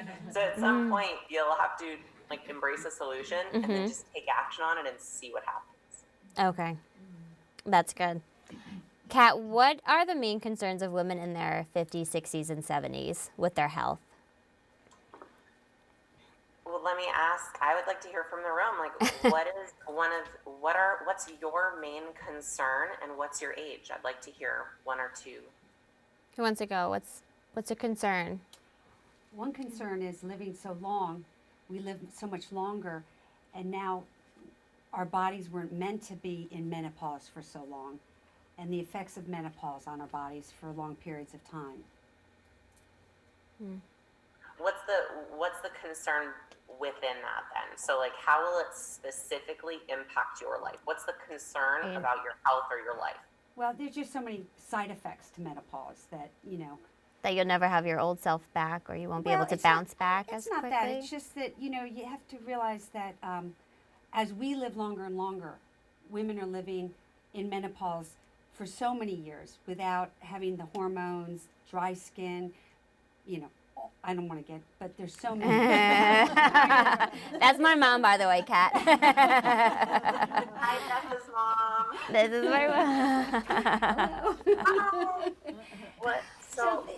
What's your concern as you age? What's your health or fitness? What's you specifically? What's your health or fitness concern as you age? Well, you know, with menopause, you have bone density issues and all that. And I love to be physically active, very much so. And I don't want to give it up because I'm so sore at the end of the day. If I'd been gardening, heavy lifting all day, and I do, Jesse knows, heavy lifting. And I want to be able to keep that. I don't want to have to stop. I don't want to have to, I bicycle every day. I don't want to have to stop doing that. So. We're sore. We just get a lot sore as we get older. Sorry. So would your concern be losing your physical independence? Yes. Mm. Yes. Yeah. Yeah, that's a big one. And you're not alone in that. Anyone else in the room have that same concern that as you age, you'll lose your physical independence? Yes. Well, and I'd love to hear from one of you. If you lost your physical independence, how would that affect your life? They're saying they don't want to think about that because it's so bad. I'd like you to go But there. If someone's courageous and would like to go there, just go there with me right now. Well, I had an injury that caused me to be really out of movement for quite a number, about 2 years. So I had a glimpse into being immobile and dependent on other people, and that was really hard and really scary, and it was difficult to do what I want to do, which is, like, honestly, even bending down and picking up my dog's poop was impossible for me. Like, it was really, really bad. And so, that was, I could see into the future that when you get a little bit older, I'm going to be 50 in a couple months, and, just things are not what they used to be. And you don't always realize it until you're already doing something that you can't do anymore. Yes. And so that fear of, it's almost, I'm going to use my own words right now, but it's fear of not being able to take advantage of life, like not really living life and enjoying life like that. Being physically able to move throughout the world, to drive, to shop, to pick things up, to go on a walk, to play with your grandkids or kids, that all contributes to your quality of life, health, and happiness, right? yes. And so I'm going to kind of go in a different direction, but when we look at the concern, then you can ask yourself, and the cool thing is health is really similar to investing your money and setting yourself up for a good financial future. Health is the exact same way. It's what investments are you making in yourself today that might not pay off immediately, but what are you wanting to create in 10, 20, 30 years from now? What do you want your life to look like? And how do you need to start investing now? Because it will compound over time. Yeah. Does making yourself a priority now is valuing your future self and setting your future self up to be happy and be able to move and play and hike Machu Picchu and drive to the bank or pick up the dog poop, right? There's like Yeah. But now you're grateful when you can do it. yeah. Every time you pick up your dog poop now, you're like, ah! It's like a reward. Kat, we talk about this in the book during our conversation about how we always are taking care of everybody else and we think it's selfish to take care of ourselves, and how we have to flip that. And we use one of your quotes that is in the book about how sometimes the most selfless thing is to take care of ourselves and to be selfish. Yeah, there's have any of you heard the concept of like filling your own bucket or filling your own cup before you fill others? Same thing. The first thing they say when you're on an airplane is make sure that you secure your oxygen mask before you help others around you, because if you're passed out, you're not going to be able to help anyone, right? If there's a lack of oxygen. So it's what can you do in your life to secure your own oxygen mask first, so that you can actually aid the child that's next to you, aid the loved one that's on the other side of you, or a friend or a stranger. So whether you're in a healthcare field, you're in a financial field, you're an educator, whatever maybe you're a homemaker, I don't know if that's a specific thing, you're a stay-at-home mom, that goes for it too. How can you show self-care to yourself first, give yourself self-care, so that you can, with love, take care of others? Yeah. I would, are there a lot of ladies in the audience that can relate to what Jess just said, where you struggle putting yourself first? Like you want to take care of others first? Whether it's work or your kids, your parents, and stuff. Okay, and it almost feels, you feel guilt when Yes. you try to carve out that time for yourself? Yes. Can you think of a situation where you had, let's say, the gym session planned and work called, your daughter called and said, hey, I need to run to the grocery store. Can you come right now and like watch the kids? And you just say yes because she needs you. You just say yes. You run over there. And then the whole time you're watching your grandkids or niece or whatever, you're kind of beating yourself up. Like, oh, I missed my gym session and it really wasn't that important. She just asked because she's not in my life. She didn't know I had a gym session planned. You didn't communicate your boundaries. You didn't communicate what you needed. You're just beating yourself up. And then you're resenting yourself. Like, can you think of a time when that's happened? Yes. And you kind of flip-flop back and forth. Yeah, like, oh, I was the hero, but I'm really mad at myself. Wait, Yes. Exactly. Yeah. Can I share something Yes. with you real quick? Oh, I love that.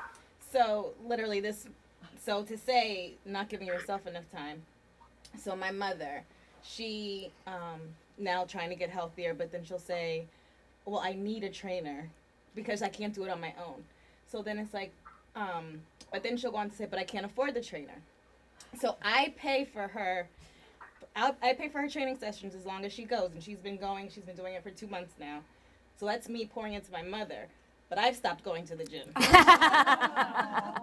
But then this morning, on my way here, she got up this morning, she saw me off, and she put on her gym clothes, she did her errands, she said, because I'm going to go to the gym this morning, and this is without the trainer, so this is on her own today. Then she calls me all in a panic. Mind you, I have to walk in here on time. But then she calls me all in a panic because her friend called her and says, I need a friend right now. Oh, geez. Now she's on her way to the gym, but her friend needs a friend right now. So what does she do?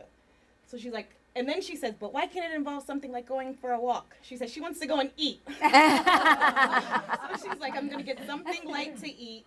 She's like, but then I know I'm not going to, have that momentum that I had to go to the gym. So she's asking me, when is enough enough? Like, when do I tell her I want to be there for you, but you're literally telling me and complaining about the same things you've been telling me about now for so many months. And you want to complain to me, but you're not taking the advice that I'm giving to you. Yet now I'm taking away time for myself to go to the gym to be there for you, even though you're not going to listen to me.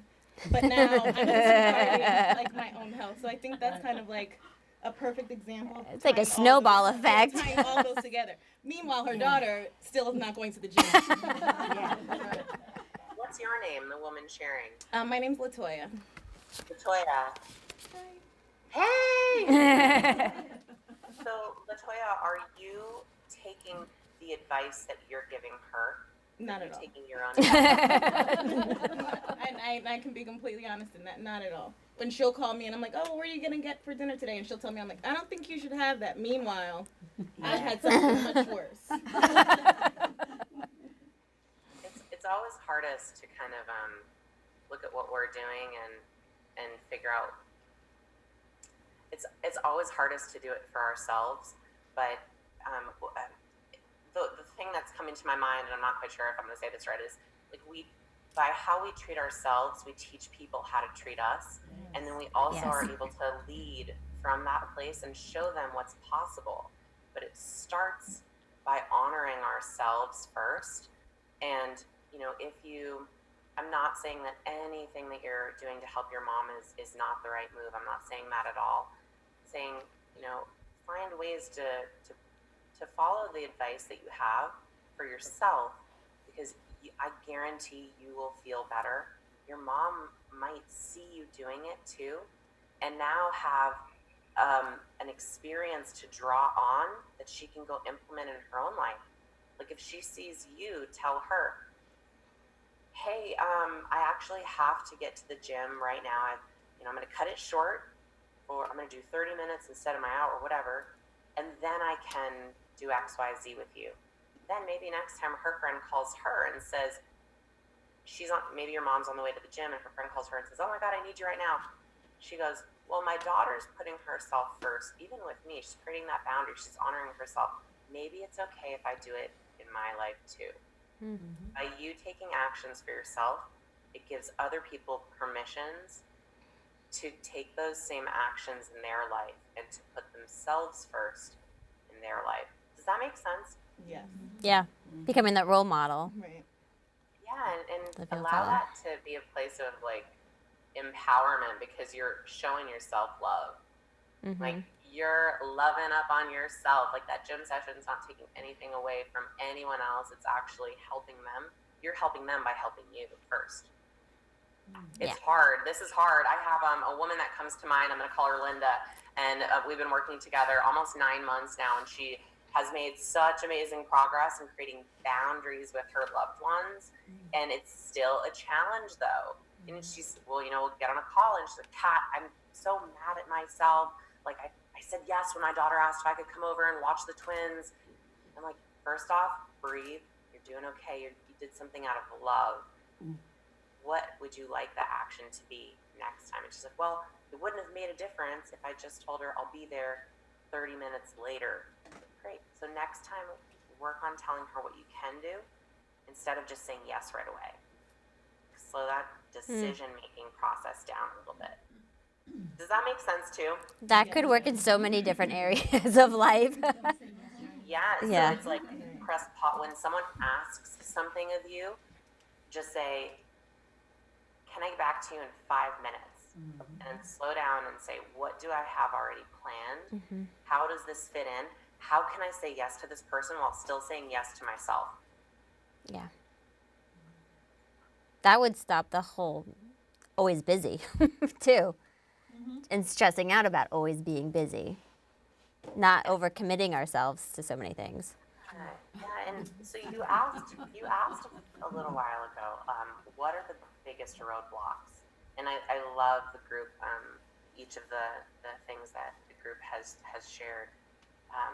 If you peel the layers back, is it a fear holding you back? I know I heard, what if I get to the gym and something along the lines of what if people make fun of me? Like there was external Judging, yeah, people judging us.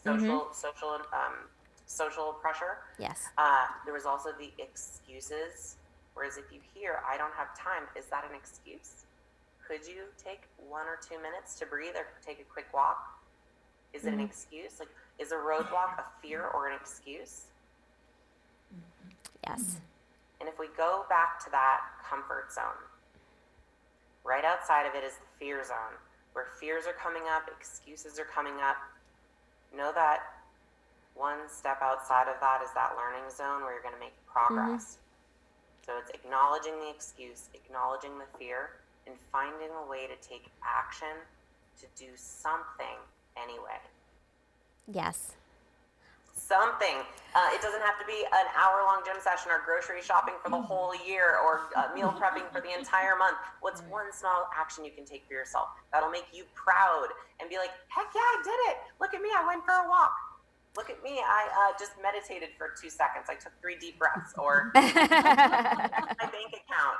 I was hiding from my bank account all month. I checked my bank account. Like, what's one small step you can take for yourself that'll actually make you feel proud and confident and empowered to start moving forward again, instead of shaming, blaming, and guilting yourself?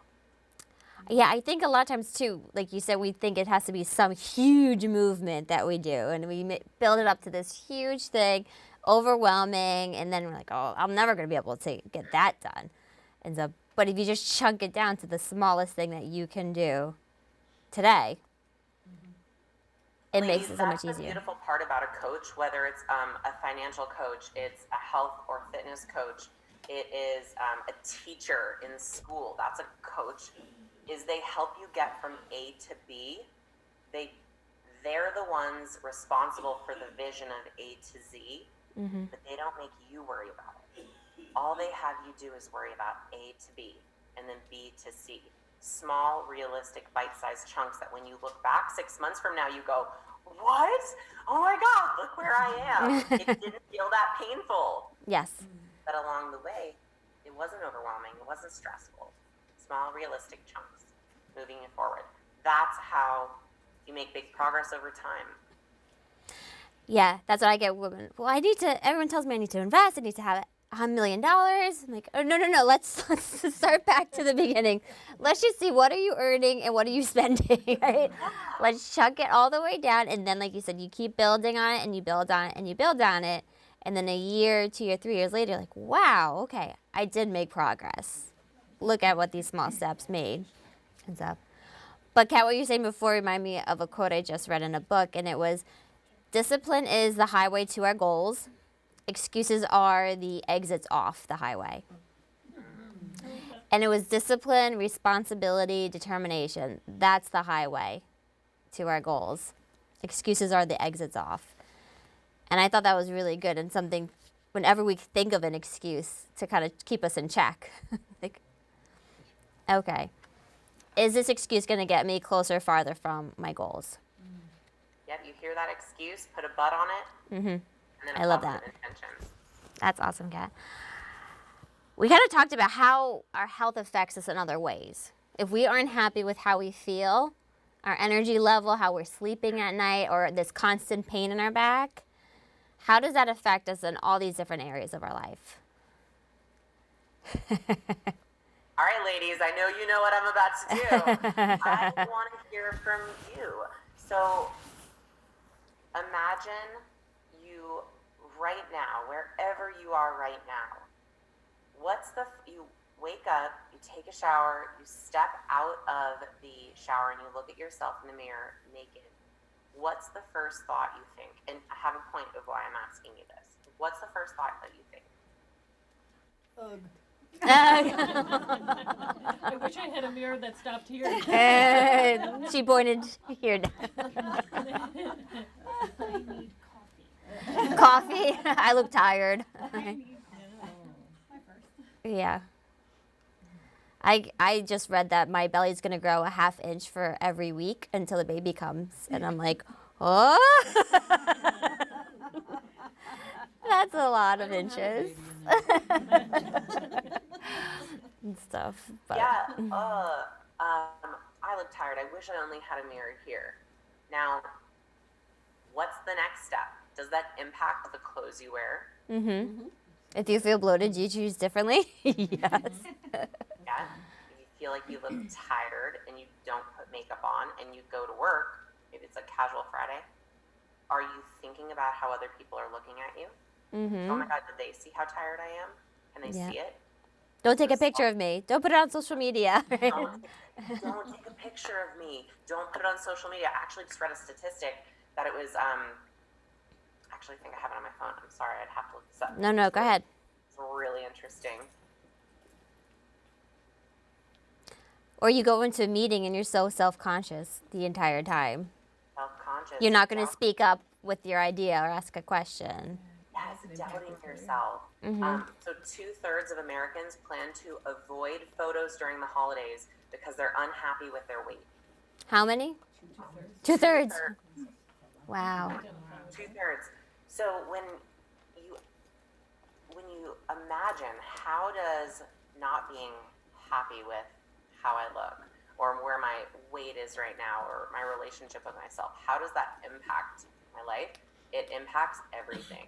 And if you think it doesn't, you have a wall up as a protective mechanism because it's too painful to acknowledge it. Mm-hmm. So, and I say that in the most loving way possible, hoping that if that's you, and again, I can't see anybody in this audience, which might be, which I would love to see your eyeballs, but Next time, Kat. it's okay next time. But I say that in hopes that maybe you will dig a little bit within you and come to that acceptance that it's painful where you're at.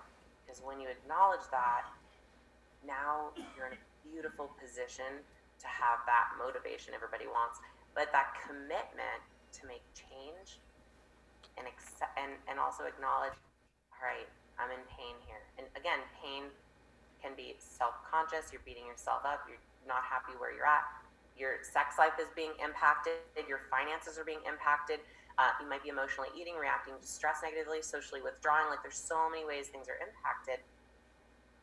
And if you can feel that pain and acknowledge all those areas that could be better, now you can actually change them. But if you're convinced everything is fine, I'm fine here. Oh my gosh, I hate that. I'm fine. It's fine. I had a terrible week, but it's fine. It's not fine. It shouldn't be just fine. Do you want it to be fine? No. Okay, let's make change. Do you see women, once they start to prioritize their health and get healthier, it affects them in other ways too? Like, do they start wanting to do better with their career, with their money, with their kids?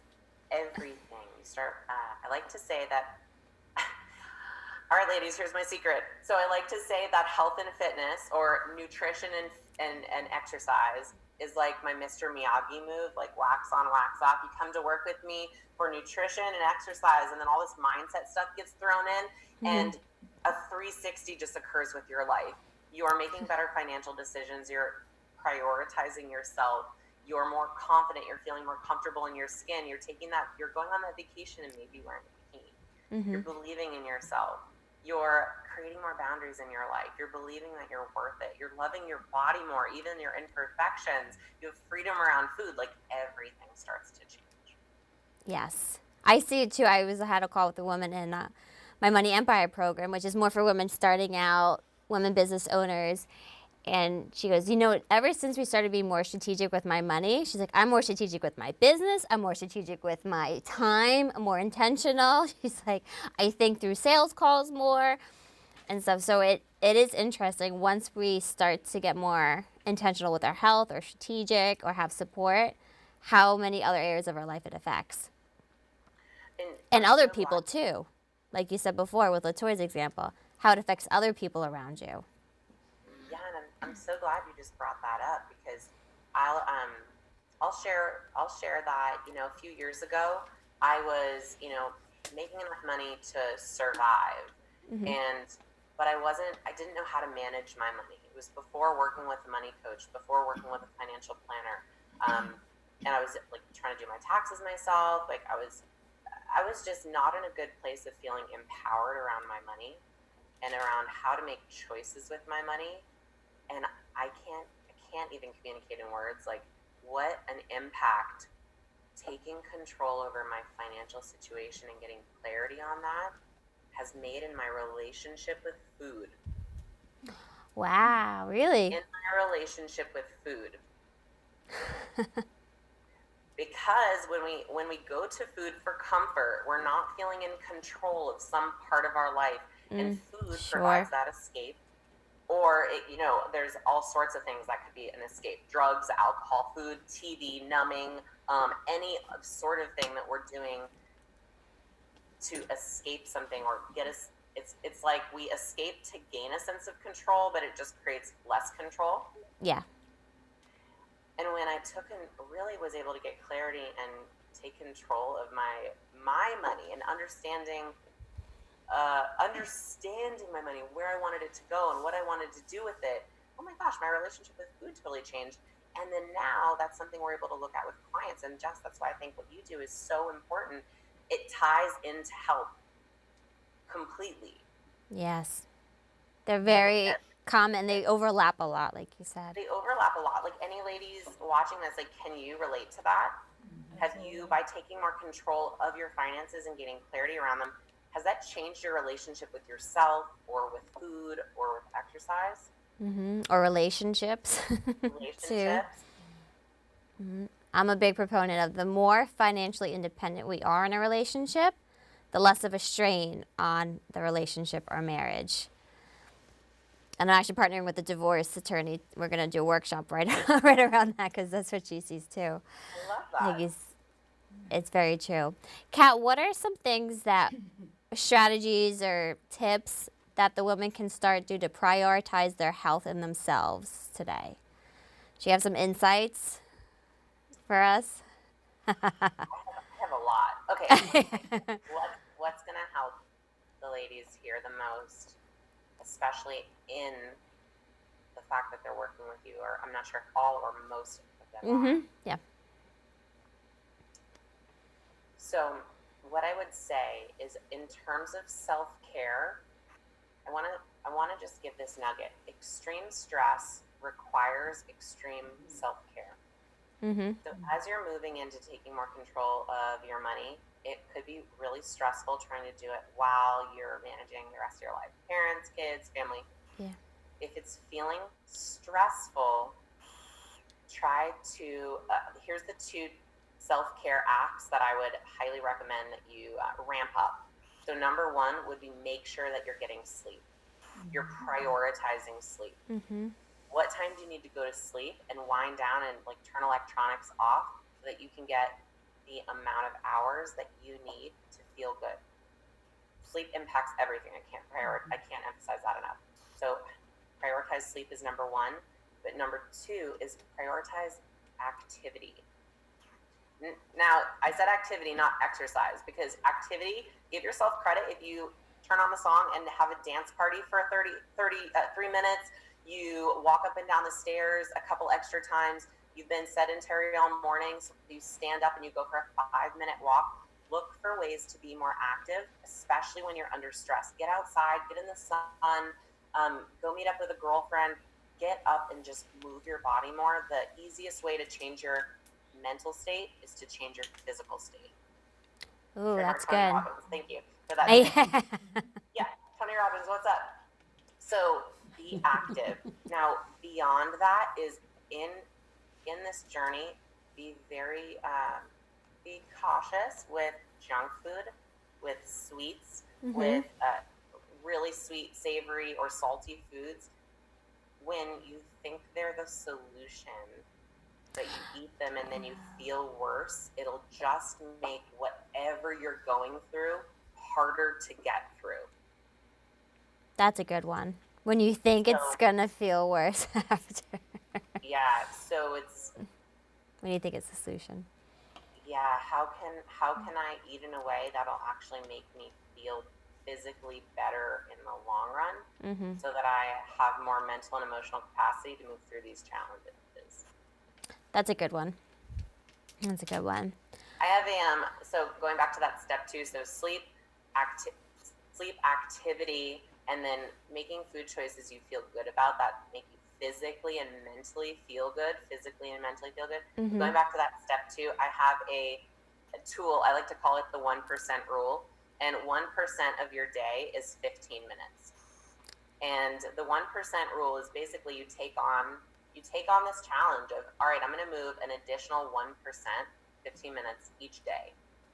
How can I take, like I said, a few minutes here, or maybe it is a 15-minute walk, or maybe it is just a 15-minute gym session.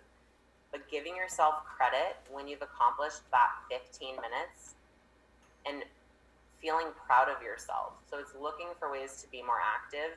Like, do you think even the busiest ladies in the room, like, could you find 15 minutes over the course of a day, like 5 minutes, or 15 minutes? Like, raise your hand. Could you find 15 minutes? Yeah. Like you said, it's 1% of our day. When you put it that way, like, oh, 1%. 1% of our day. And if you're moving simply with the goal of feeling better, it's not to lose weight, it's not to, you're not attached to a goal other than this is going to make me feel better. Implement that. I bet you'll start to move more than just that 1%. That's what I often find for the ladies that I work with.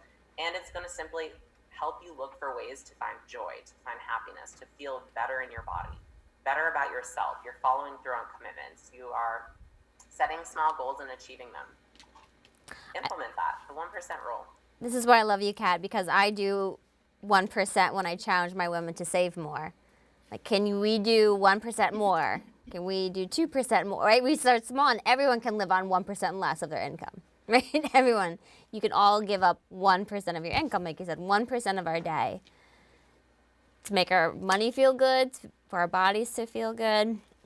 And so that's a good I love that. tip. And again, there's so many parallels to how we work with women, and I think that's one of the things that I love about you. Yes. You break things up into small, realistic chunks and just support them and help them believe in themselves. But that you had mentioned, what's a challenge I can? Yeah, what's a challenge you can give us? First off, I kind of hate the word challenge. I'm sorry, because it feels like an obligation. So instead, I'm going to give you an invitation. Okay, that All right? works. I don't know why. That just rubbed me the wrong way. But if you want to hear me say challenge right now, take it. But I'm going to invite you to implement the 1% rule for the next week. For 1 week. For 1 week. 15 minutes a day. Okay. You can spread it out however you want. You can park a little farther away from the grocery store, from your office. Again, up and down stairs, laps in the office, asking your coworkers, hey, you want to take a 5-minute walk? It's not long enough to get sweaty. Let's go. Like, where can you create more movement? Maybe it's standing up and sitting down from your desk. Maybe it's actually even right now, everybody getting up. Let's go, ladies. And let's just loosen up. Everyone's moving. There's this awesome energy technique, and it's just taking your palms and just tapping right here in your clavicle area. It does feel good to do this. Yeah, I mean, just loosen your body up. This is movement, right? It's more than I was doing. I just stood up, and now I'm changing my emotional and my mental state by changing my physical state. Are you ladies up to doing that? To accepting my invitation to do 15 minutes per day, moving more? Yes. All right, and how are we going to hold you accountable? Are you going to reach back out to Jess? Is there a Facebook community where they can, check in with you? We'll figure that out, Kat, and we'll keep you. But Kat, can we send them all your information? Of course. Next week, so that they want to connect with you more. And Yeah, Kat is a strategic partner with our club, so people get one-on-one time with her in our club because it's so important that we feel good when we retire. So we can do the stuff we want to do. We can do the travel, be with the grandkids as long as possible.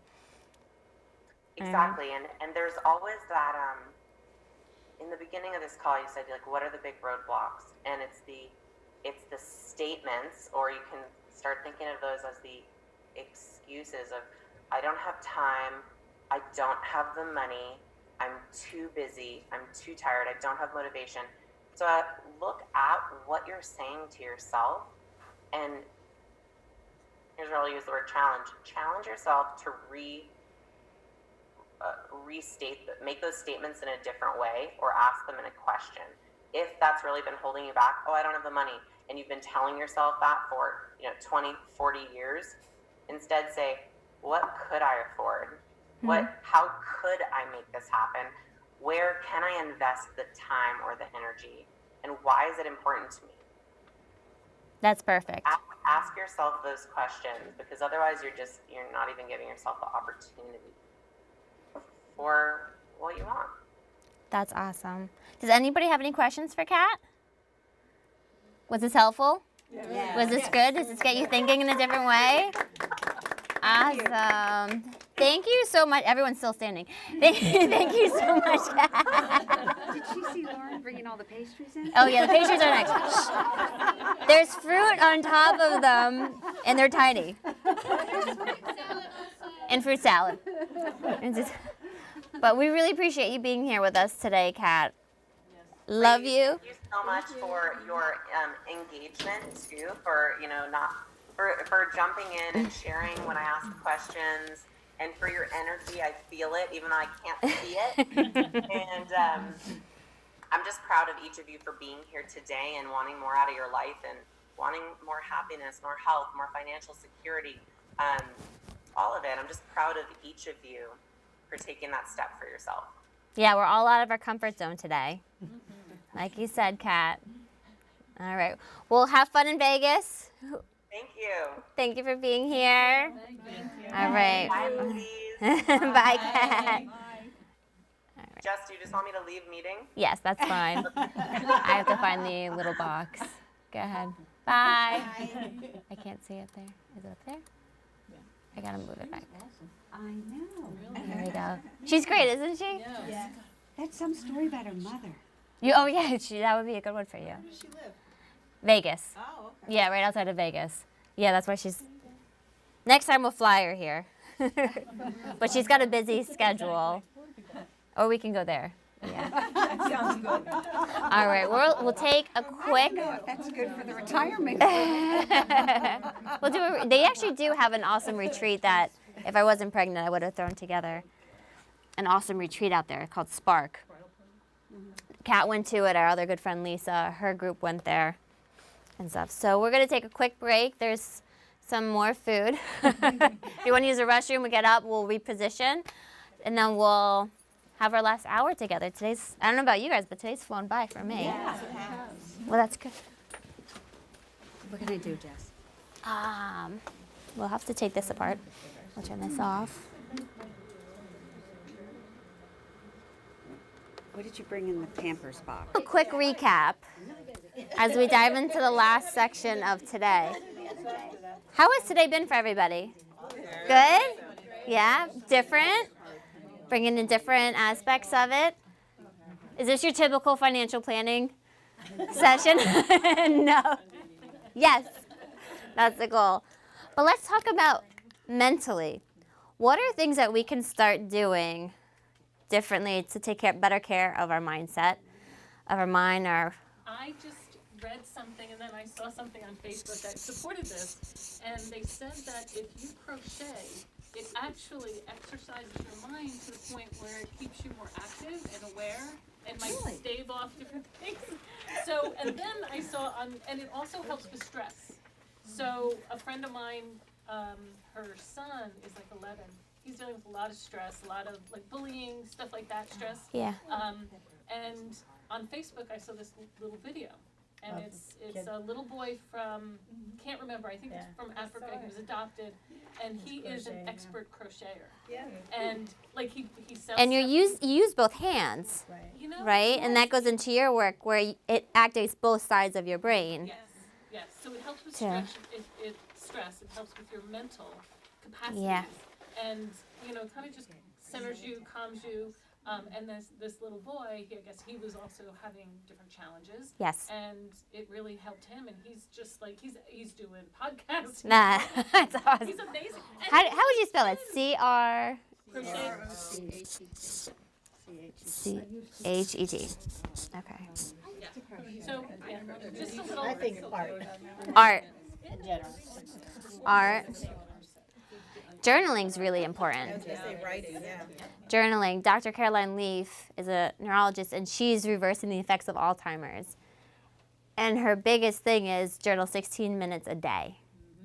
16 minutes is a little long for me. It's kind of like jumping right into meditation.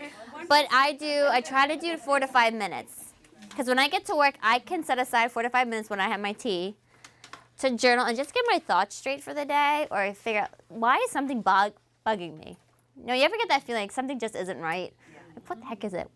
Right? Let's figure it out. The Artist's Way, I forget the woman's name, but she Cameron. actually says, you should just do it, it's like a dump, just to clear your. A brain dump. Yeah, brain dump. Mhm. Yeah. We do. Pages. We do that a lot whenever we do events. The retirement club, we do it, right? The brain dump. Tori's in our Money Empire program. We do a 3-minute brain dump before we get started so that we can be present. So we can get things out of it instead of thinking about all the to-dos we have to do at home, right? I think that's why my drive home is so stressful. I had to create a shorter drive home because I'm like, what do I have to do when I get home, right? Feed Andy, laundry, get dinner ready, right? And you start to spiral, and by the time you get home, you're like, how am I going to get all this stuff done? But music is good too. Music. And What of it- course, Dancing. Exercise. What did we do just today? Meditate. That was your freebie, guys. Meditate, an activity or exercise. What did you say? You said something else too, right? Dancing. And spirituality. Spirituality.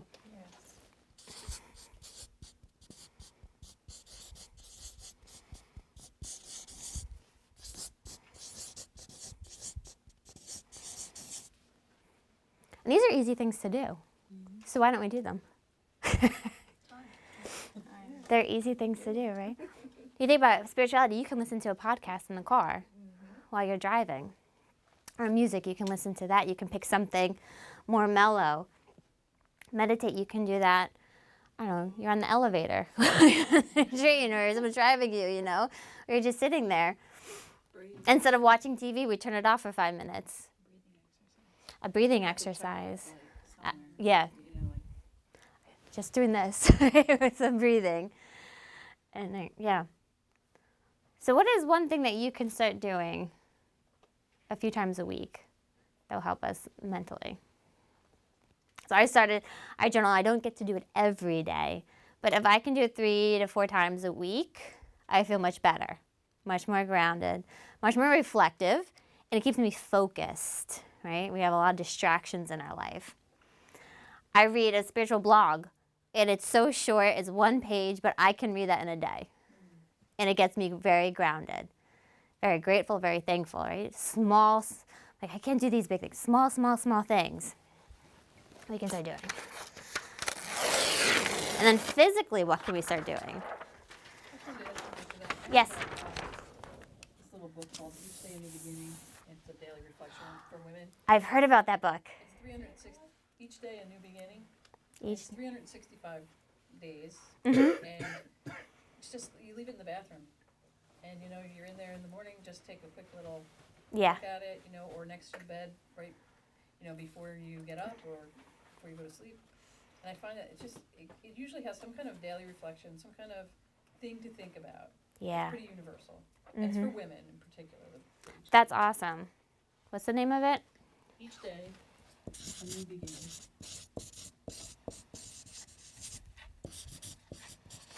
Mine has been chewed by the dog.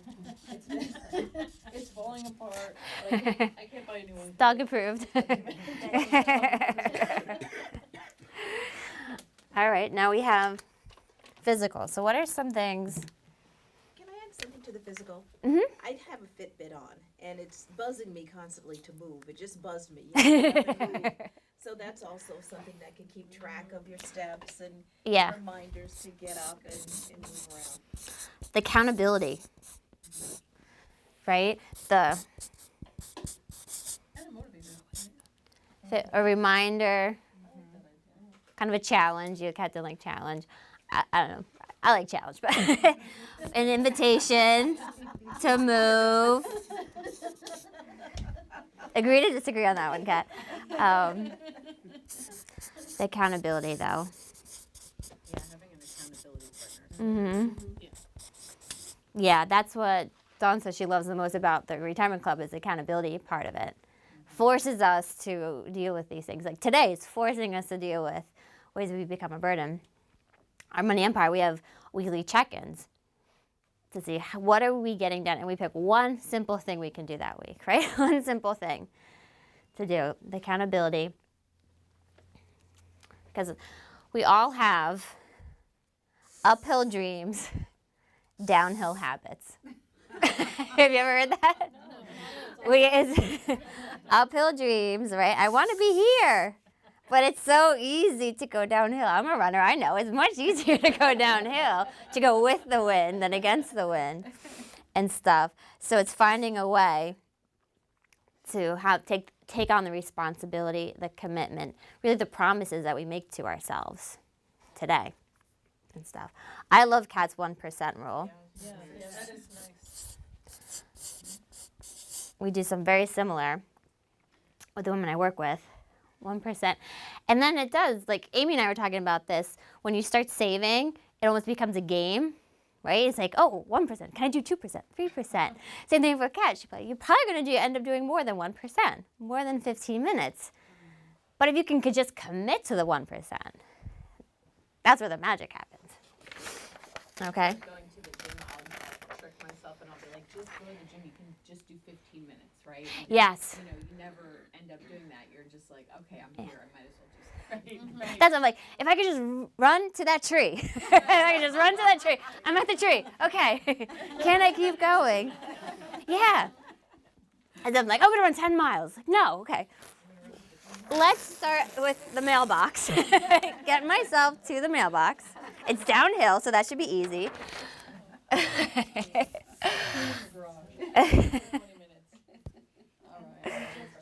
think Yeah. when you start getting into a really good physical routine with yourself, then you start seeing your body looking the way you want it to look, then your mental well-being changes and you can start taking on some of those activities because you just have a better mindset. Yeah. It's very true. And my husband's like, you complain that you're tired. Why don't you stop working out every morning? I'm like, you don't understand what it does for here, though. I need it. I need it for I'm like, I'll calm down with the workouts. But they overlap so much, too, and even with the financial. So that's what we're going to go into right now. And I have a talk. I was getting ready to speak with, actually, the group that Kat is a part of. Our good friend Lisa Chastain is a money coach out in Vegas, and she is similar to our club, but it's for millennial women. So women starting out. And she's like, can you talk to them about retirement? Because it's so far away to them that they don't want to think about it. They're not saving for it. They're not planning for it. Like, all right, how am I going to make retirement a topic that they want to talk about, that interests them and stuff? And I started to think about all the ways I've seen women jeopardize their own retirements. Okay? And I kind of got inspired that maybe all these lies, these beliefs that we tell ourselves, right, the excuses, as Kat was saying, that I've seen women, men, everybody repeatedly tell themselves, maybe if they learn them now, they'll be inspired to make a change and it won't happen to them. Okay? So the first lie we're going to talk about today is, I have plenty of time to save. We've all thought that, right? I have plenty of time to save for retirement. Okay, anybody ever been guilty of that? It's 20 years away, 30 years away. It's a year away. Plenty of time to save. And I was explaining to them, imagine if I took that same concept and applied it to raising my daughter. She's born and I think, I have plenty of time with her. I don't need to be with her right now. Think about how crazy that sounds, right? And you think about, what is the most important time to be with your kids? When they're figuring out, when they're most impressionable, right? They're figuring out their opinions of the world, how the world works, is when they're young. If I checked in with her when she's 18, she'd be like, oh, see you later, Mom. Your values are, I don't care about your values. I don't care how you think about the world. She wouldn't care about them at all. The most important time to start saving, obviously, is now. But it's also when you're creating that foundation. Because otherwise, I say they're playing catch-up. Catch-up. Catch-up's a scary game to play, especially with money. You get too aggressive, you don't get aggressive enough, you take on too many risks and stuff. So I have plenty of time to save. It's so much easier to save that 1% now than 100% the year before retirement. And something that Vanessa, when we had our discussion, Vanessa interviewed me in the city a few weeks ago. She was saying, but is it ever too late? Is it ever too late to reroute your retirement, to fix your retirement? I said, if you make it a priority, going back to what Kat said, right? We make ourselves a priority. If you make it a priority, you will find the resources, I promise you. You'll find the resources, you'll find a way to make it work. But what's really interesting is 1 in 5 Americans don't save anything for retirement. 1 in 5. Is it women more than men don't save? They didn't lump it together. But only 10% of women are comfortable in their ability to retire with a comfortable lifestyle. Only 10%. Basically mean not even the luxury stuff, right? The status quo living, only 10% are comfortable in their ability to maintain that lifestyle. 10%. That's pretty scary, isn't it? Mm-hmm. And I have to say, majority of women that come to me when they're closer to retirement tell me they wish they knew the magnitude of wealth, the magnitude of money they would need to retire comfortably when they're back in their 20s and 30s, right? I think Amy and Georgette, you both have said that to me in some way, sometime, right? They're like, the stuff I spent money on, right? The crap we spent money on, that doesn't matter anymore. They wish they knew the size that they would need to have for it, okay?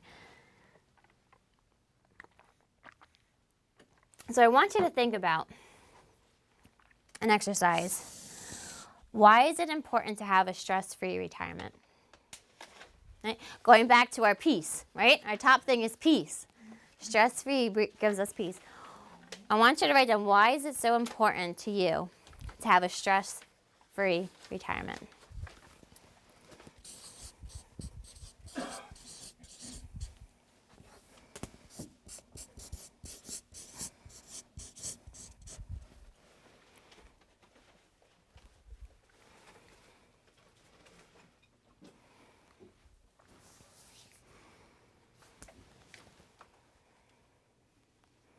Maybe a few things. Can you pinpoint one thing?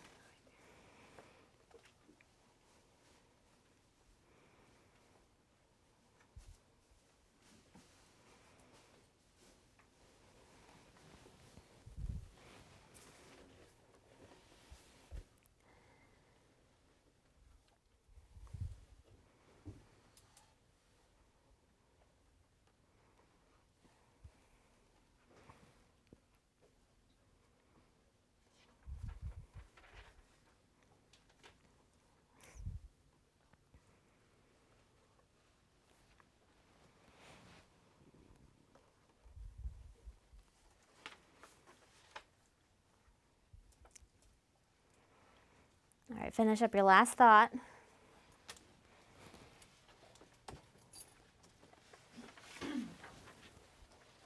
Anybody want to share? Yes. To pass on a family legacy. Legacy. Mm-hmm. And that kind of works in a few different ways, whether it's to actually pass them on assets, right?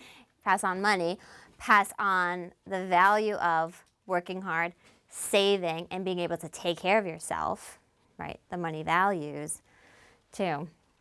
So what do you think you meant by legacy? I think both. Being able to, pass on actual money. Yeah. So that other people, your family members below, your children have something from you, Yes. when you are gone. And also just so you're not a burden on anybody. Mm-hmm. So, when you get older, you don't ever want to be a burden on your children. You want to Yeah. be completely taken care of and have your retirement planned out. Mm-hmm. I don't Good. want my children taking care of me. No. I kind of said the same thing along with that. I just called it like generational gems. Yeah. Kind of, even just like the education piece. Yes. Whereas like getting it now, but like teaching that to your children, earlier on. Yes. As opposed to like getting it later in life and just like passing that down so that their foundation starts much earlier.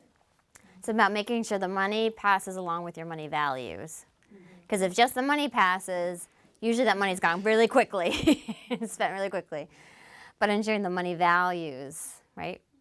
how you want your kids to be with money, what you want them to think about with money, making sure it's not a negative thing with money, or causes them stress too. Because if they don't have a role model with money, if they don't know your money values and they inherit, let's say, $500,000, do you think it's going to stress them out? It's probably going to stress them out. What do I do with this money? What if I blow it? A lot of times I hear, how do I do right by my parents with this money? It causes a lot of stress when they don't have that, the understanding how it works, or the team for it. So legacy. Who else? Why is a stress-free retirement important? Where you end up Freedom, living. choices. Yeah, choices. I Mm-hmm. don't have children. I have a stepdaughter. I'm not sure she's big enough. But I've invested in my nieces and nephews enough. I hope that. Best of that relationship. Vanessa? I was going to say stress kills. Stress is a killer. Causes cancer and a lot of other things. Mm-hmm. So To live longer and fuller, healthier.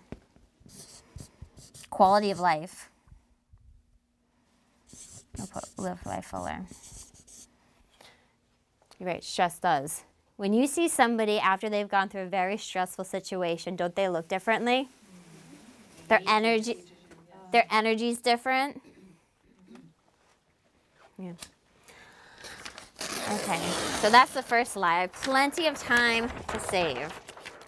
So I want you to think about, those of you who aren't retired yet, I'll invite you to see how can you start saving more, spending less, or just really giving your retirement plan more care.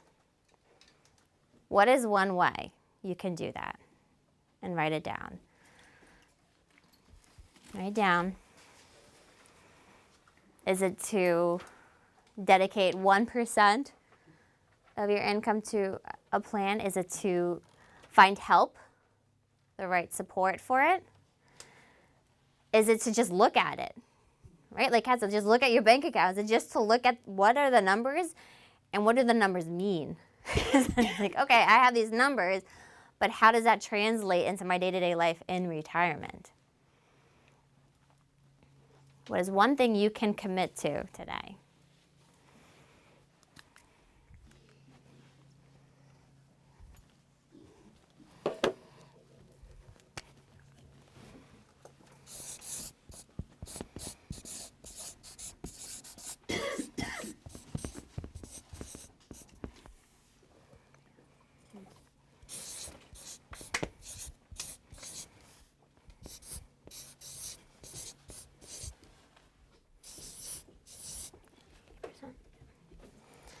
Okay.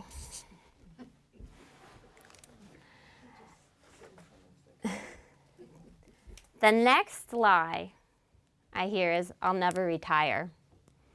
My own father's guilty of this one. I heard my brother on the phone with a client, and he must have asked about my dad because he goes, oh, he'll never retire. And I'm like, there's a whole section in my book saying sometimes retirement isn't in our hands. Sometimes we're forced out, whether it's our health takes us out, right? Caretaking, taking care of a spouse, taking care of a parent. Who has seen that? Taking care of a parent, taking care of a child or grandchildren. Right? I see that. Oh, my daughter had kids. She can't afford daycare. I left my job to watch them for them, right? And also industry changes. All of a sudden, some industries, some corporations, you turn 50 and you have a bullseye on you all of a sudden. And then you're flipping into between jobs nonstop for the next few years, and then you find like, I can't take this anymore. It's affecting my mental well-being. It's affecting my health all of a sudden. Or I see women who are stay-at-home moms for so many years, and they try to get back, and they go, my education's useless. My past work experience is useless because it's changed so much, right? Technology, it's changing quicker and faster than ever. Or industries are leaving New Jersey. We used to be a huge industry hub, right? Pharmaceuticals, beauty, cosmetics, everything. Insurance companies, they're leaving. So what are you going to do when you're in your 50s? And they're like, well, you can keep your job, but you got to go to North Carolina or Texas. Like, my whole life is here. What do you do? So sometimes it's not up to us. So I love the mentality behind it. I don't love the planning behind it. I'll just keep working and working, and then I'll just work until I'm 80 years old. So 64% of women have no backup plan of retiring earlier. 2/3 of women have no backup plan of retiring earlier. But it happens. I see it happen all the time. We're forced out because of our health. We just can't take it anymore. The stress, or even you get an illness, you get Parkinson's, you get something and you can't do it anymore. Or like Barbara, we talked about Barbara earlier, who left her own business to take care of her spouse. Right? She left for caretaking. So 64% of women have no backup plan of retiring earlier. 75% of caretakers are women. That's not really that surprising, is it? We're all like, yeah, that makes sense, right? Caretakers are women.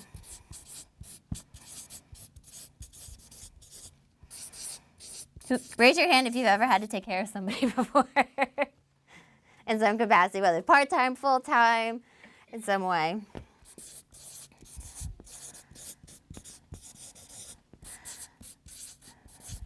% of nursing homes are women. I know there's a lot of dating in nursing homes, so the men are probably like, yeah, living large. But 80% of nursing homes are women.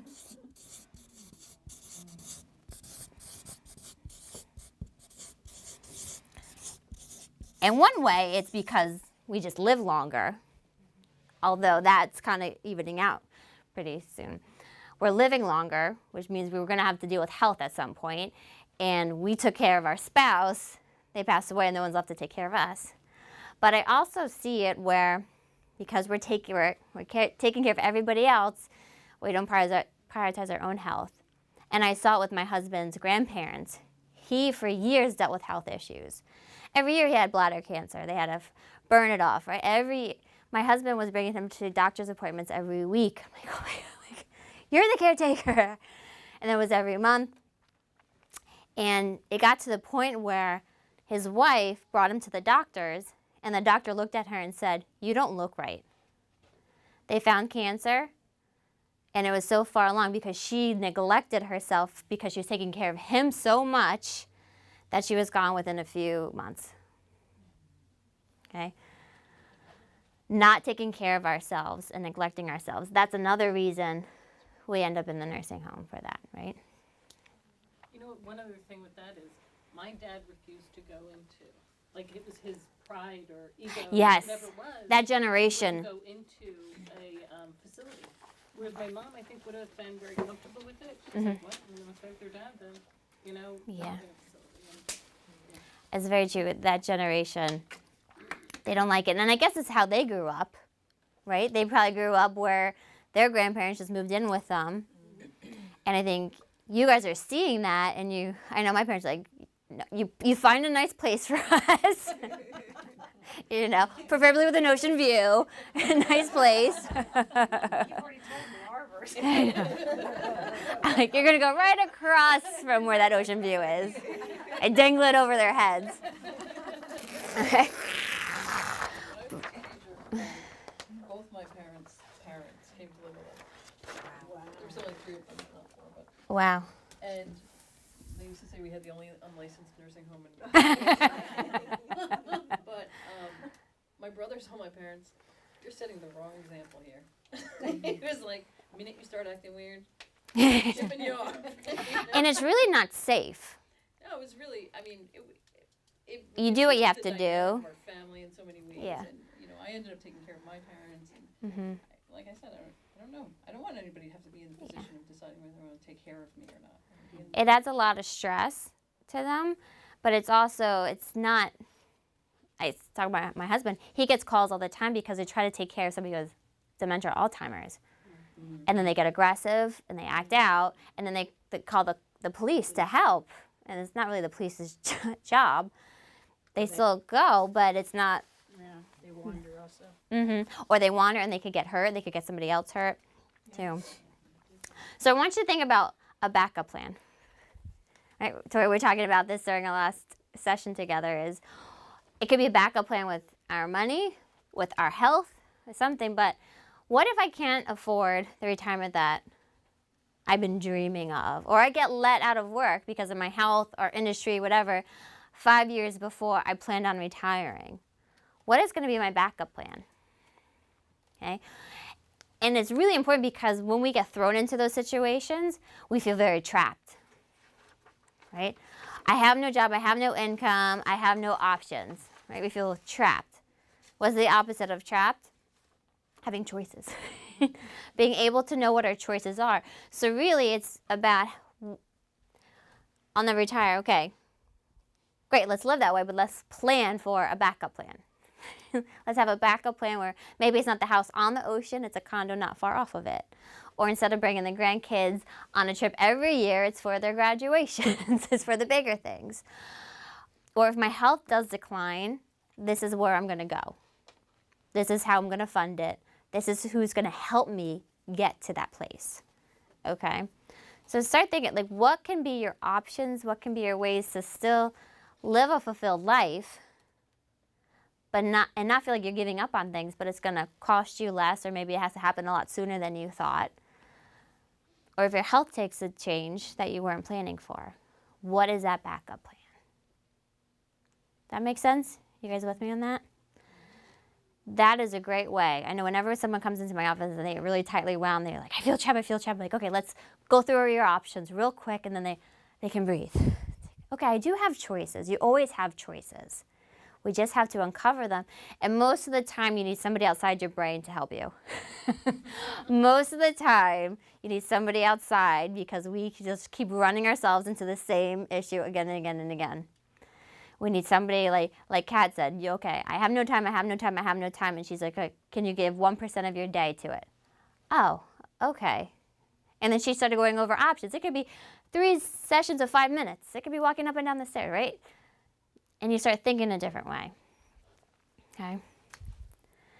Now, the last lie we tell ourselves is it'll all just work out.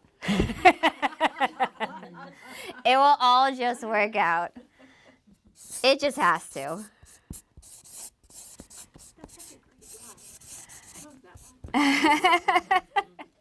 And I see it in a few different ways. I'll receive an inheritance. Hit the lottery.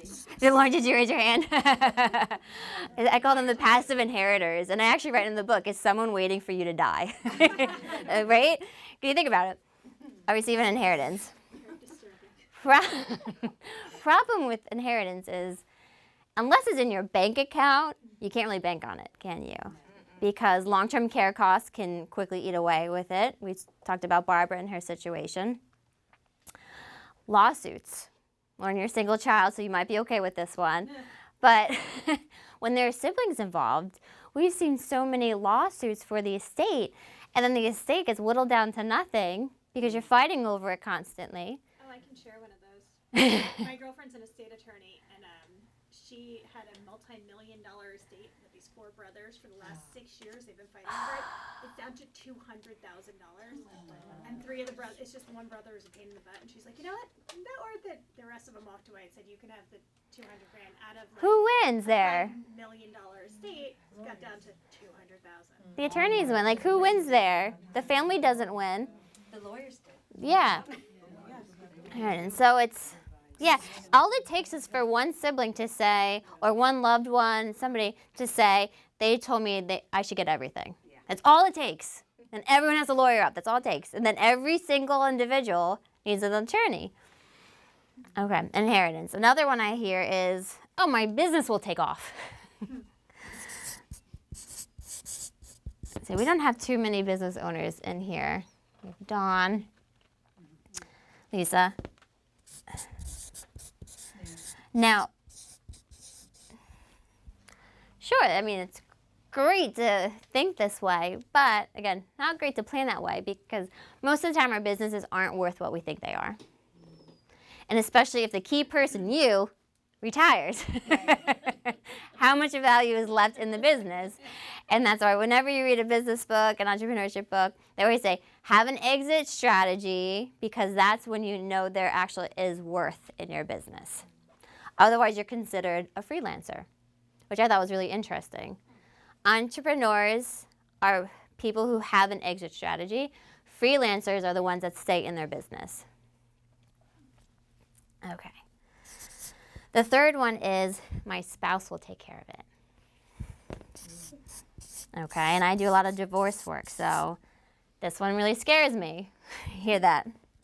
My spouse is saving. I don't have to. It actually really scared me because my good friend got married a year ago, and she stopped saving. She switched careers, switched jobs, everything. And she actually told this to me. I'm like, you know, you're telling me this, and I'm an advisor. But she's like, yeah, I'm not saving right now, but I have a plan from my old employer. And I'm like, I wanted to shake her, but I'm like, okay, borderline, like, friend, what do I say? I'm like, why don't you save a little bit? Just start with it. My spouse will take care of it.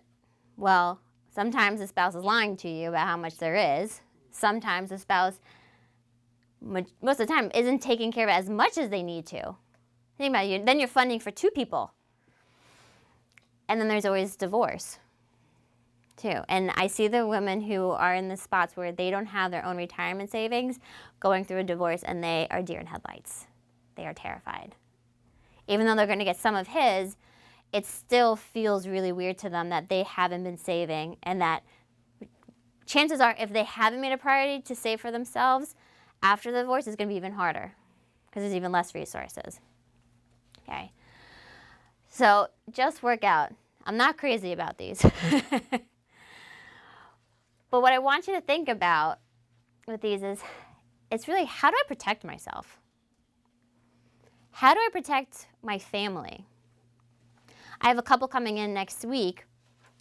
He's in his 70s, still working. He's 8 years older than her and not in good health. I actually have a few couples like this where the wife came to me and go, he's not in good health. I need to make sure that I'm okay or the kids are okay.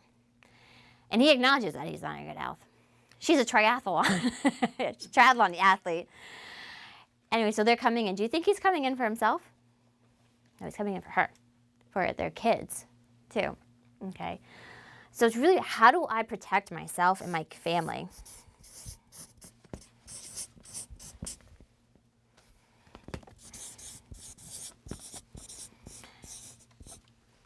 And one of the most important things that I talk about, and we'll wrap up with this, I promise, is the discussions around this, right? It's having a conversation with your family. Even if you don't have kids, even if you don't have a spouse, starting the conversation with somebody so they know where everything is, who you're working with, who your professionals are, so that you're not left with them to figure it out. Or even, let's say, a nursing home. You're not leaving it to them to figure out where we're going to put them, how much can we afford, who's going to do the transfer, who's going to pay for it, who's going to make sure they're taken care of, who's going to be the emergency contact, right? You start to think about all the different decisions that they would be left with to make if you can make them for yourself if you're no longer here. So having a conversation with family, somebody needs to know what's going on and what your goals are, what your priorities are. The next thing is having your team, your resources are so important. And that's why in the club, we have our whole professional portal, our bonuses, where you have estate attorneys, accountants, CAT, right? Health and fitness coach. If you need somebody to make sure your bills are paid, because at some point you might get to a point where you can't remember if you pay the bills twice or not. And then you're like, oh, I paid my electric 5 times, but I didn't pay my mortgage the last 2 months. I've seen it happen. So having your team and your resources. I just met with a woman who helps seniors relocate, right? Downsize, or if they need to go into a nursing home. And her specialty really is if there's no kids. And maybe there's a niece in another state, and she's trying to figure out how to do all this stuff without having to leave the workforce to take care of them. Right? So she's a professional. And just to have them on hand, because by the time you get to that point, it's way too hard to figure out who the professionals are. Having kind of your stack of cards on deck is really important. So having your team and letting everyone know, okay, I have these resources. I've already built it. This is the plan, right? And really, what are our priorities? Because maybe it is, if you do need extra care, is being able to fund it yourself and not letting anybody else have to make the tough decisions for you. It's already laid out for them. Okay. What are your priorities? And I like to go even farther into what do you want your life to stand for? What do you want your life to stand for? How do you want the world to view you? Now, if you're no longer here, right?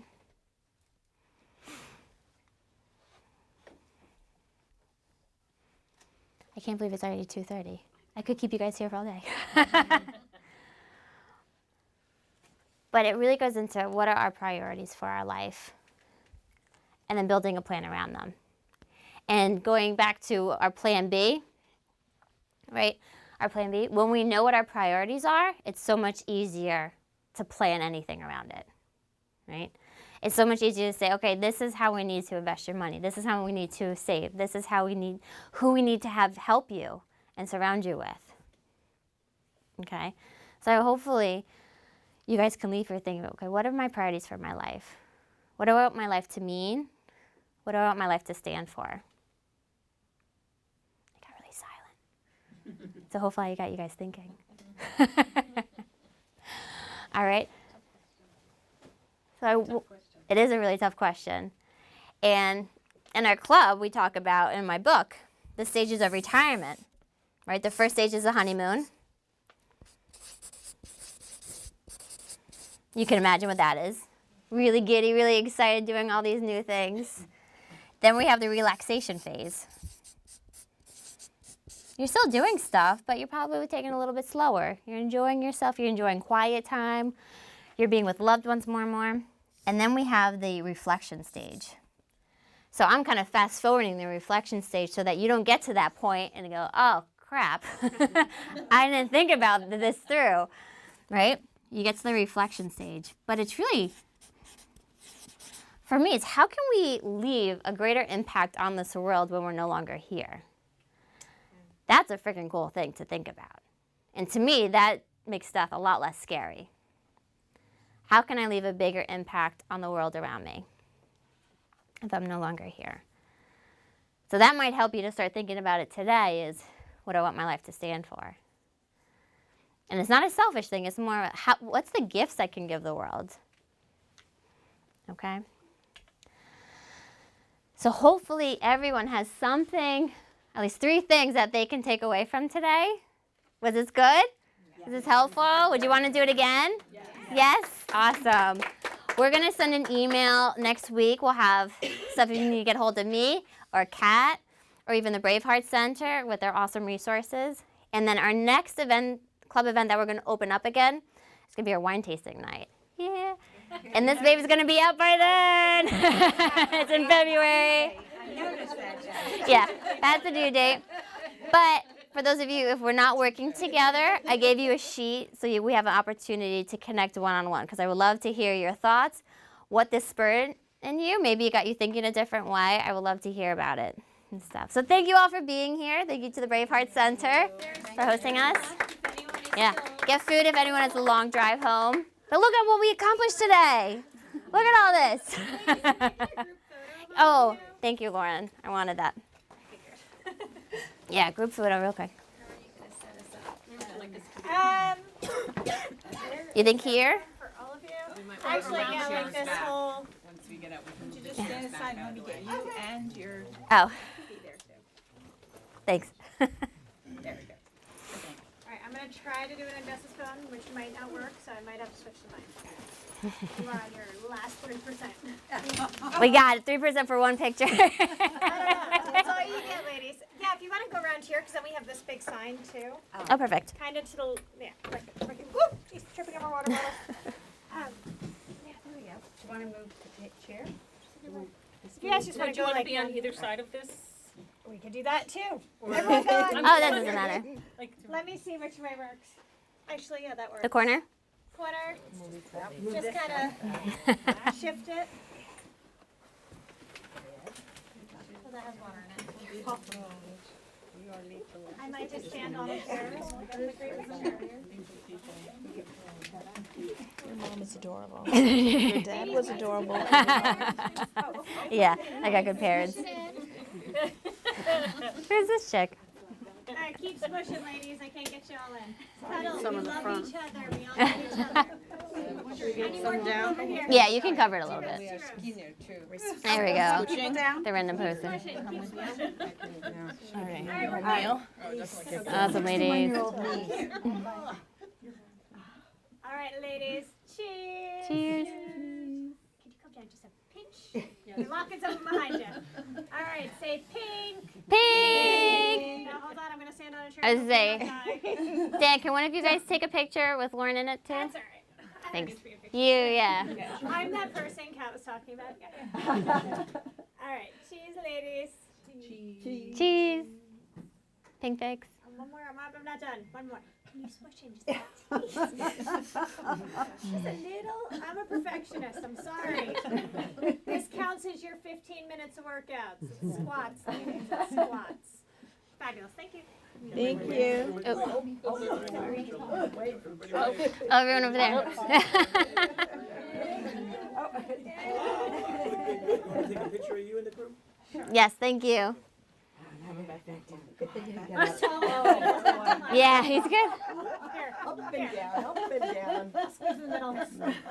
Keep back. Good. All right, say cheeseburger. Good. Took two. Good. Thank you.